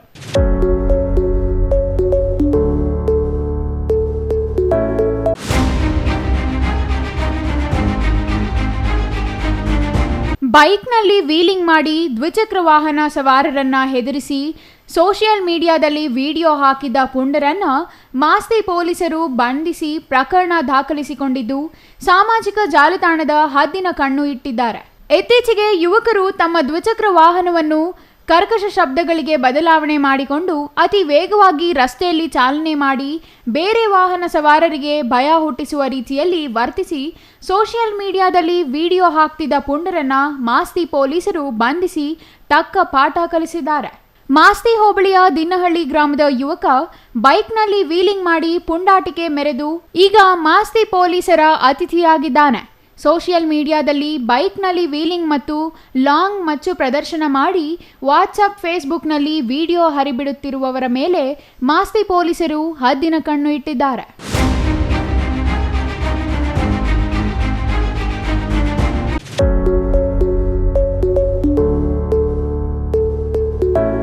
ಕೊರೋನಾ ಇದ್ದ ಕಾರಣ ಜಾತ್ರೆ ನಡೆಸದಿದ್ದು, ಈ ವರ್ಷ ಸಿಂಗೋನಹಳ್ಳಿಯ ಜಾತ್ರೆ ಅದ್ದೂರಿಯಾಗಿ ನೆರವೇರಿತು. ಎಲ್ಲ ಬೀದಿಗಳಲ್ಲೂ ದೀಪಾಲಂಕಾರ ಮಾಡಿ ಅದ್ದೂರಿಯಾಗಿ ಗ್ರಾಮ ದೇವತೆ ಜಾತ್ರೆ ನಡೆಯಿತು. ಊರಿನ ಶ್ರೀ ರಂಗನಾಥ ಸ್ವಾಮಿಗೆ ಪೂಜೆ, ಆರತಿ ಮಾಡಿ ನಂತರ ಅಮ್ಮನವರನ್ನು ತವರು ಮನೆಯಿಂದ ಮೆರವಣಿಗೆ ಮೂಲಕ ಗಂಡನ ಮನೆಗೆ ಕರೆದುಕೊಂಡು ಬರಲಾಯಿತು. ತಾಯಿ ಗ್ರಾಮದೇವತೆಗೆ ವಿವಿಧವಾದ ಪುಷ್ಪ ಅಲಂಕಾರ ಮಾಡಿ ಸಂಜೆ ಗ್ರಾಮದವರೆಲ್ಲ ಸೇರಿ ಆರತಿ ಸೇವೆ ಮಾಡಿ ಕಣ್ತುಂಬಿಕೊಂಡರು.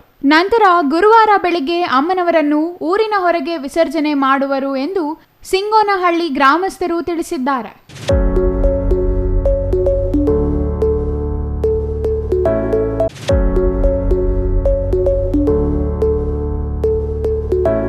ಕರ್ನಾಟಕ ಲೋಕಾಯುಕ್ತ ನಿರ್ದೇಶನದಂತೆ ಬೆಂಗಳೂರು ಗ್ರಾಮಾಂತರ ಜಿಲ್ಲಾ ಲೋಕಾಯುಕ್ತ ಎಸ್ಪಿ ಅವರಿಂದ ಸಾರ್ವಜನಿಕ ಕುಂದುಕೊರತೆ ಸಭೆ ಹಾಗೂ ಸಾರ್ವಜನಿಕ ಅಹವಾಲು ಸ್ವೀಕಾರ ಸಭೆಯನ್ನು ವಿಜಯಪುರ ಪ್ರವಾಸಿ ಮಂದಿರದಲ್ಲಿ ಏರ್ಪಡಿಸಲಾಗಿತ್ತು. ವಿಜಯಪುರ ಪ್ರವಾಸಿ ಮಂದಿರದಲ್ಲಿ ಆಯೋಜಿಸಿದ್ದ ಲೋಕಾಯುಕ್ತ ಸಭೆಯಲ್ಲಿ ಲೋಕಾಯುಕ್ತ ಪೊಲೀಸ್ ನಿರೀಕ್ಷಕ ಪವನ್, ಡಿವೈಎಸ್ಪಿ ಗಿರೀಶ್, ಲೋಕಾಯುಕ್ತ ಕಚೇರಿ ಇನ್ಸ್ಪೆಕ್ಟರ್ ವೆಂಕಟೇಶ್, ನಂದಕುಮಾರ್ ಹಾಜರಿದ್ದರು. ವಿಜಯಪುರ ಹಾಗೂ ಹೋಬಳಿಯ ಸಾರ್ವಜನಿಕರು ಸರಕಾರಿ ಇಲಾಖೆಗಳಲ್ಲಿ ಆದ ಕುಂದುಕೊರತೆಗಳ ಬಗ್ಗೆ ಅಹವಾಲು ಸಲ್ಲಿಸಿದರು. ವಿಜಯಪುರ ಹೋಬಳಿಯ ಗ್ರಾಮ ಪಂಚಾಯಿತಿಯಲ್ಲಿ ಒತ್ತುವರಿ ಜಾಗದ ಬಗ್ಗೆ, ಪಂಚಾಯಿತಿಗಳಲ್ಲಿ ಖಾತಾ ವಿಲೇವಾರಿಯ ಬಗ್ಗೆ ಮತ್ತು ರಾಜಕಾಲುವೆ ಸ್ವಚ್ಛತೆ ಬಗ್ಗೆ ಅನೇಕ ದೂರುಗಳು ಲೋಕಾಯುಕ್ತ ಅಧಿಕಾರಿಗಳಿಗೆ ಸಾರ್ವಜನಿಕರು ಸಲ್ಲಿಸಿದರು. ವಿಜಯಪುರ ಪುರಸಭೆ ಮುಖ್ಯ ಅಧಿಕಾರಿ ಸಂತೋಷ್ ಕುಮಾರ್ ಹಾಗೂ ನಾಡ ಕಚೇರಿ ಸತ್ಯನಾರಾಯಣ ಹಾಜರಿದ್ದರು.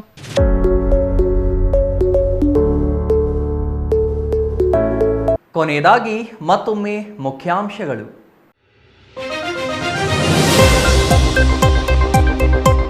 ಪರಿಶಿಷ್ಟರೆಂಬ ಕಾರಣಕ್ಕೆ ಪೊಲೀಸ್ ಪೇದೆಗಳಿಗೆ ಕಿರುಕುಳ ಆರೋಪ. ಜಿಲ್ಲಾ ಪೊಲೀಸ್ ವರಿಷ್ಠಾಧಿಕಾರಿ ವಿರುದ್ಧ ಕ್ರಮಕ್ಕೆ ಅಹಿಂದ ಒಕ್ಕೂಟ ಒತ್ತಾಯ. ಸಮರ್ಪಕ ತನಿಖೆಗೆ ಆಗ್ರಹ. ಬರ, ಬಿರು ಬೇಸಿಗೆಯ ಪರಿಣಾಮ ಸೊಪ್ಪಿನ ಇಳುವರಿ ಕುಂಠಿತ. ಮಾರುಕಟ್ಟೆಯಲ್ಲಿ ಗಗನಕ್ಕೇರಿದ ಸೊಪ್ಪಿನ ಬೆಲೆ. ಗ್ರಾಹಕನ ಜೇಬಿಗೆ ಕತ್ತರಿ ಹಾಕುತ್ತಿರುವ ಸೊಪ್ಪು. ಜೂನ್ 9ಕ್ಕೆ ಶಿಡ್ಲಘಟ್ಟದಲ್ಲಿ ಶ್ರೀರಾಮ ಶೋಭಾಯಾತ್ರೆ. ಇಂದು ಕರಪತ್ರ ಬಿಡುಗಡೆ.